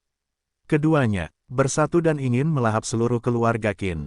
Sejauh ini seperti yang dikhawatirkan Qin Yimo, hanya memikirkannya saja sudah membuat punggungnya merinding. Jika bukan karena Fang Yu, dia tidak akan mempercayainya. "Aku tahu banyak, kamu harus menyelidiki yang lain secara perlahan," kata Fang Yu. Qin Yimo tidak akan bisa menerima pesan ini untuk sementara waktu, sambil menggosok pelipisnya. "Apakah ada kegiatan lain besok?" Fang Yu bertanya. Petik 2. Besok, banyak orang akan datang untuk menyampaikan belasungkawa mereka, dan Tang Ming juga harus datang. Qin Yimo mengangkat kepalanya dan berkata, "Itu tidak cukup. Jika kamu menghadapinya secara langsung, maka kamu bisa menguji apa yang ingin dia lakukan. Fang Yu mengangkat alisnya dan berkata, "Ya." Qin Yimo mengangguk lagi. "Kalau begitu, aku akan tinggal 1 hari lagi," kata Fang Yu. Qin Yimo berdiri, membungkuk pada Fang Yu, dan berkata, "Terima kasih, Tuan Fang. Semua orang sudah familiar, tidak perlu terlibat dalam hal-hal konyol ini, kan? Sama sekali tidak terlihat seperti milikmu." Fang Yu tertawa. Qin Yimo mengangkat kepalanya dan berkata, "Kali ini berbeda." Dia tahu betul di dalam hatinya bahwa jika Fang Yu tidak datang, hari ini dia dan keluarga Qin akan berada dalam situasi di mana mereka berada dalam keadaan tak terkalahkan. "Oke, aku harus istirahat. Tetap sibuk." Fang Yu bersandar di sofa dan menutup matanya lagi. Qin Yimo mengemasi kotak makan siangnya dan meninggalkan rumah. Ketika dia berjalan ke halaman gedung utama, dia bertemu dengan pengacara Chen. "Nona Qin, saya harus pergi, saya hampir lupa, ada satu barang lagi yang tidak saya serahkan kepada Anda," kata pengacara Chen. "Barang apa?" Qin Yimo bertanya. "Itu sekumpulan kunci, dan surat yang ditinggalkan oleh Tuan Qin." Pengacara Chen meletakkan sebuah amplop dan seikat kunci ke tangan Qin Yimo. "Kuncinya adalah kunci untuk membuka ruangan di rumah Qin. Ini adalah barang penting dan simbol pemiliknya." Tapi perhatian Qin Yimo tertuju pada surat ini. Dia tidak hadir ketika Qin Wudao meninggal. Dan dalam surat ini, pasti itulah yang ingin dikatakan Qin Wudao padanya. "Oke, terima kasih banyak, pengacara Chen," kata Qin Yimo setelah mengambil kedua item itu. "Tidak dibutuhkan." Pengacara Chen mengangguk dan berjalan keluar. Qin Yimo mengambil amplop itu dan berjalan ke sudut di mana tidak ada orang di sampingnya. Dia membukanya dan melihatnya. Isi amplop itu ditulis oleh Qin Wudao sendiri, dan Qin Yimo bisa mengenali tulisan tangannya. Setelah menontonnya sebentar, mata Qin Yimo berkaca-kaca, menutupi mulutnya, berusaha untuk tidak membuat dirinya bersuara. Sore hari berikutnya, rumah keluarga Qin menarik banyak orang yang datang untuk menyampaikan belasungkawa mereka. Orang-orang ini mungkin berasal dari keluarga besar atau pengusaha mandiri. Kebanyakan dari mereka telah menerima bantuan dari Qin Wudao, dan mereka semua datang untuk menyampaikan belasungkawa dengan tulus. Dan sejumlah kecil orang datang untuk berpura-pura. Tentu saja hal seperti ini akan terjadi di mana-mana, semua orang mengetahuinya dengan baik. Di depan aula duka, orang-orang terus berdatangan untuk mempersembahkan dupa dan membungkuk. Keluarga Qin, mengenakan pakaian berkabung, berdiri di kedua sisi, diam. Sebagai penerus patriark, Qin Yimo berdiri di garis depan. Lagi pula, dia diserang kemarin, dan dia terlihat kuyup karena sudah lama tidak istirahat. Fang Yu berdiri di belakang kerumunan, diam-diam mengamati semua orang yang datang untuk berduka. Semuanya berjalan dengan tertib. Tak lama kemudian, seorang pria berjas dan sepatu kulit melangkah maju. Dia tidak pergi ke aula berkabung dan membungkuk, tetapi berjalan ke rumah Qin Yimo. "Nona Qin, kamu sudah lama tidak bertemu denganmu, kamu masih secantik biasanya." Pria itu berkata sambil tersenyum. "Tuan Tang, jika Anda ingin mendapatkan dupa, silakan maju ke depan, saya sedang tidak ingin mengobrol dengan Anda sekarang," kata Qin Yimo sambil menatap Tang Ming di depannya dengan mata dingin. "Jangan seperti ini, aku di sini, aku pasti dupa. Tapi aku masih ingin berbicara beberapa patah kata denganmu dulu." Tang Ming tersenyum. Saat ini, tindakan Tang Ming telah menarik perhatian banyak orang. Tang Ming menarik bagi Qin Yimo, dan banyak orang mengetahui hal ini. Tapi mulailah percakapan dan cetak kesempatan juga. Hari ini keluarga Qin yang melakukan pemakaman. Tang Ming jelas tidak menghormati keluarga Qin atau Qin Wudao. Anggota keluarga Qin yang berdiri di kedua sisi gelombang www.novelringan.com gelombang semuanya tampak tidak senang. Adapun yang lainnya, meskipun mereka merasa Tang Ming melakukan kesalahan, mereka tidak berani menunjukkan terlalu banyak. Bagaimanapun, Tang Ming adalah majikan tertua dari keluarga Tang, dan tidak ada seorang pun yang mampu membelinya. "Nona Qin, saya dengar Anda diserang kemarin. Bukankah kesehatan Anda dalam masalah serius?" Tang Ming bertanya sambil tersenyum. Wajah Qin Yimo sedikit berubah, menatap Tang Ming. "Aduh, saya sangat menghormati Tuan Qin. Dia sudah kehabisan waktu. Sekarang keluarga Qin berada dalam masa sulit. Begitu dia pergi, keluarga Qin kehilangan tulang punggungnya dan itu hanya akan menjadi lebih sulit." Tang Ming menggelengkan kepalanya lagi dan menghela nafas dengan munafik. Mendengar kata-kata ini, kemarahan Qin Yimo tidak bisa lagi ditahan. Tang Ming memprovokasi. Maksudnya jelas. Setelah Qin Wudao pergi, dia tidak perlu lagi melihat keluarga Qin. Itu sebabnya dia berani datang langsung ke aula berkabung keluarga Qin untuk menantangnya hari ini. Tang Ming memandang Qin Yimo dengan mata main-main. Sebenarnya dia juga marah. Setelah sekian lama merencanakan, rencana yang saya kira 100% berhasil ternyata gagal. Ini adalah sesuatu yang tidak pernah dia duga.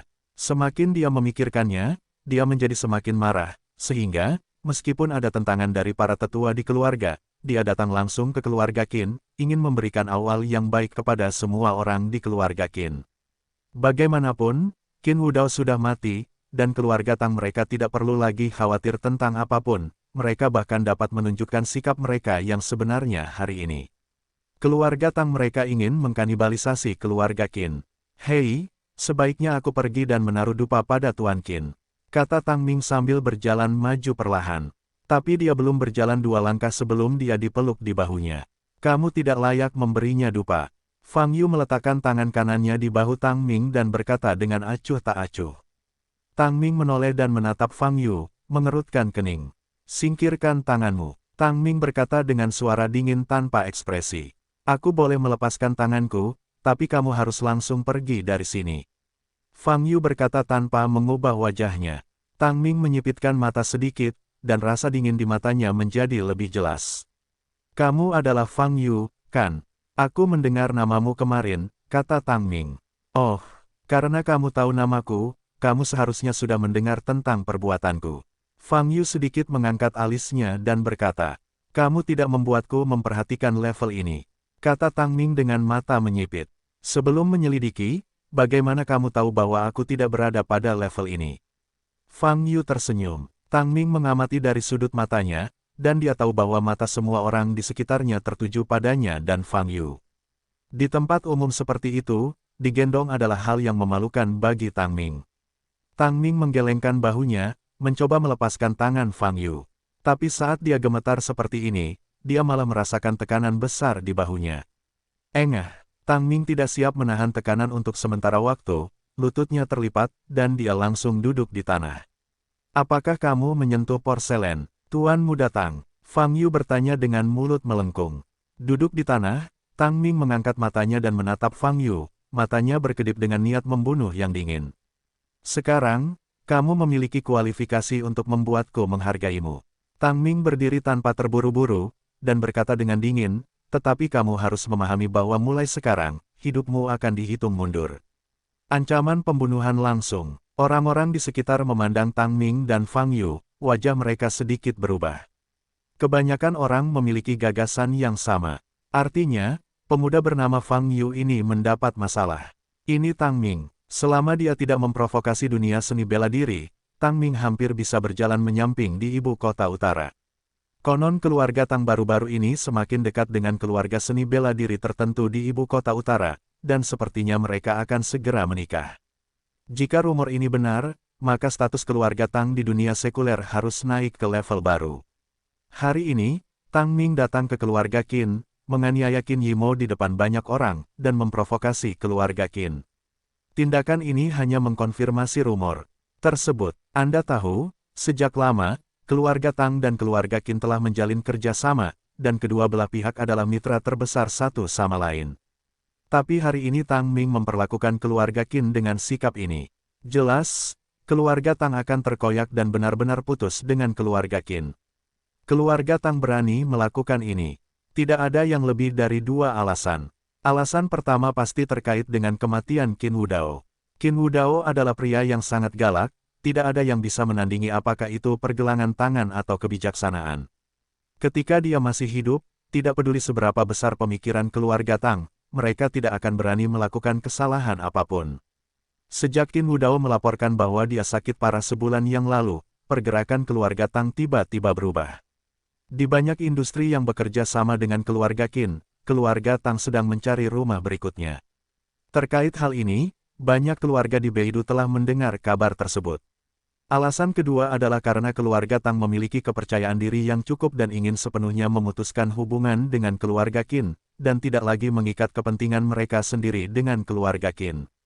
Dan sumber kepercayaan tersebut kemungkinan besar berasal dari keluarga pencaksilat yang dikabarkan akan menikah. Keluarga Tang, aku khawatir mereka akan mencapai puncak.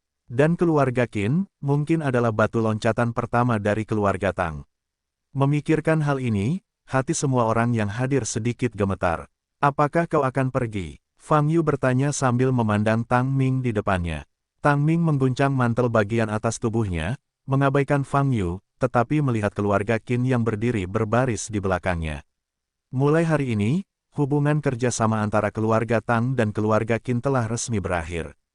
Anda akan segera mengetahui apa itu keluarga Qin Anda tanpa dukungan dari keluarga Tang kami. Tang Ming berkata dengan dingin. Setelah berbicara, dia membalikkan badannya dan berjalan melewati bahu Fang Yu. Jika kamu ingin keluar, aku akan mengantarmu, kata Fang Yu. Saat berbicara, Fang Yu mencengkeram bagian belakang leher Tang Ming, seperti ayam, dan menangkapnya. Lepaskan saya, ekspresi Tang Ming jelek, meronta. Kamu ingin pergi diam-diam di rumah orang lain. Kamu benar-benar tidak punya otak. Fang Yu menyeringai, meraih Tang Ming dan melemparkannya ke depan. Ledakan, Tang Ming terbang langsung keluar dari pintu masuk aula berkabung di belakang, membenturkan tubuhnya dengan keras ke tanah, berguling beberapa kali. Tak bergerak, sepertinya pingsan. Biarkan sopirnya mengirimnya kembali. Fang Yu berbalik dan berkata pada Qin Yimo. Qin Yimo mengangguk. Saat ini, seluruh aula berkabung sunyi. Semua orang memandang Fang Yu dengan mata ngeri, dengan ekspresi kaget. Mereka tidak menyangka Fang Yu berani melakukannya secara langsung dan melemparkan Tang Ming keluar aula berkabung. Tindakan ini setara dengan menyatakan perang terhadap keluarga Tang atas nama keluarga Qin. Dengan cara ini, tidak ada ruang untuk bermanuver dalam masalah ini. Dua keluarga besar yang telah bekerja sama selama lebih dari 10 tahun berada di sisi yang berlawanan. Ini merupakan kejutan besar bagi situasi dunia sekuler di ibu kota utara. Ketika keluarga Qin dan keluarga Tang bekerja sama, keduanya dianggap sebagai kekuatan tertinggi di dunia sekuler di ibu kota utara.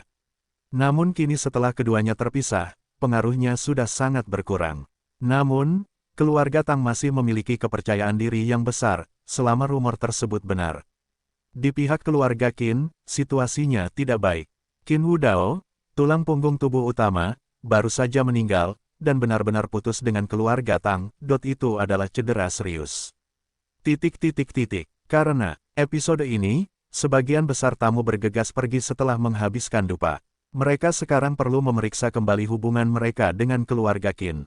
Pada pukul 4 sore, semua tamu meninggalkan rumah Qin. Anggota inti keluarga Qin berkumpul di ruang tamu gedung utama untuk mengadakan pertemuan pertama Qin Yimo setelah menjadi pemilik keluarga. Wajah semua orang sangat jelek, karena mereka tahu bahwa mulai hari ini, keluarga Qin akan memasuki tahap tersulit dalam beberapa dekade ini. Meski keluarga Tang terus berpindah-pindah sebulan yang lalu, semua orang berpikir optimis dan merasa masih ada ruang untuk bermanuver. Tapi hari ini, segalanya tiba-tiba mencapai puncaknya. Keluarga Qin dan keluarga Tang telah hancur total. Bagi sebagian besar keluarga Qin, kejadian ini sendiri bukanlah yang paling menyedihkan. Sungguh, waktu kejadian ini, patriark saat ini adalah Qin Yimo, bukan Qin Wudao. Mereka tidak percaya pada Qin Yimo. Masalah ini tidak akan berkembang sampai seperti sekarang ini. Qin Changlong memimpin untuk berbicara. Dia berdiri, wajahnya pucat, menatap Qin Yimo di sofa di depan, dan berkata, bagaimana Fang Yu bisa berada di depan begitu banyak orang. Lakukan di Tang Ming. Qin Yimo memandang Qin Changlong dan berkata, Tang Ming berdiri di depan aula berkabung kakek dan memprovokasi seluruh keluarga Qin kita. Pada saat ini, haruskah kita menanggungnya? Ya, sikap Tang Ming memang sangat arogan. www.novelringan.com Tapi bagaimanapun juga, kita tidak boleh melakukannya. Tidak peduli seberapa banyak Tang Ming berkata, itu hanya lisan. Begitu kita melakukannya, kita tidak akan melakukannya peduli. Opini publik berada dalam situasi pasif. Kata Qin Changlong dengan marah. Jadi maksudmu, tanya Qin Yimo, sedikit menyipitkan matanya. Keluarga Qin kita harus segera menyatakan posisi kita dan menarik garis yang jelas dengan Fang Yu. Menyatakan bahwa perilakunya tidak ada hubungannya dengan kita. Kata Qin Changlong. Kata-kata ini segera menggugah lingkungan sekitar. Saya mendukung ini. Aku juga. Pada saat ini, Qin Jianjun membuat isyarat diam dan berdiri. Yimo, Aku tahu Fang Yu telah banyak membantu kita, dan lelaki tua itu sangat menghargainya. Tapi saat ini, kita masih harus fokus pada kepentingan keluarga. Selain itu, Fang Yu sendiri tidak memiliki latar belakang keluarga, dan keluarga Tang menginginkannya. Membidiknya juga hanya padanya. Qin Jianjun berkata, saya telah mendengar lelaki tua itu berkali-kali menyebutkan bahwa Fang Yu sangat kuat. Oleh karena itu, bahkan jika keluarga Tang ingin membalasnya, dia dapat mengatasinya. Kata-kata ini kembali menimbulkan gelombang persetujuan. Wajah Qin Yimo jelek, dan matanya yang indah penuh dingin. Fang Yu baru saja membantu keluarga Qin menyelesaikan krisis besar. Sekarang hanya karena takut pada keluarga Tang dia harus menarik garis yang jelas dengan Fang Yu. Qin Yimo tidak bisa melakukan tindakan yang menghancurkan hati nuraninya. Dia percaya bahwa Qin Wudao tidak akan setuju dia melakukan ini. Bahkan mengetahui bahwa Fang Yu mampu menangani keluarga Tang, dia tidak akan melakukannya. Tidak perlu membicarakan tentang Fang Yu. Saya tidak akan setuju untuk membuat garis batas dengannya. Dia adalah dermawan terbesar bagi keluarga Qin kita. Qin Yimo menjawab dengan dingin, lagi pula, jangan memikirkan keluarga Tang. Kamu bisa menyelamatkan apapun dengan menurunkan postur tubuhmu.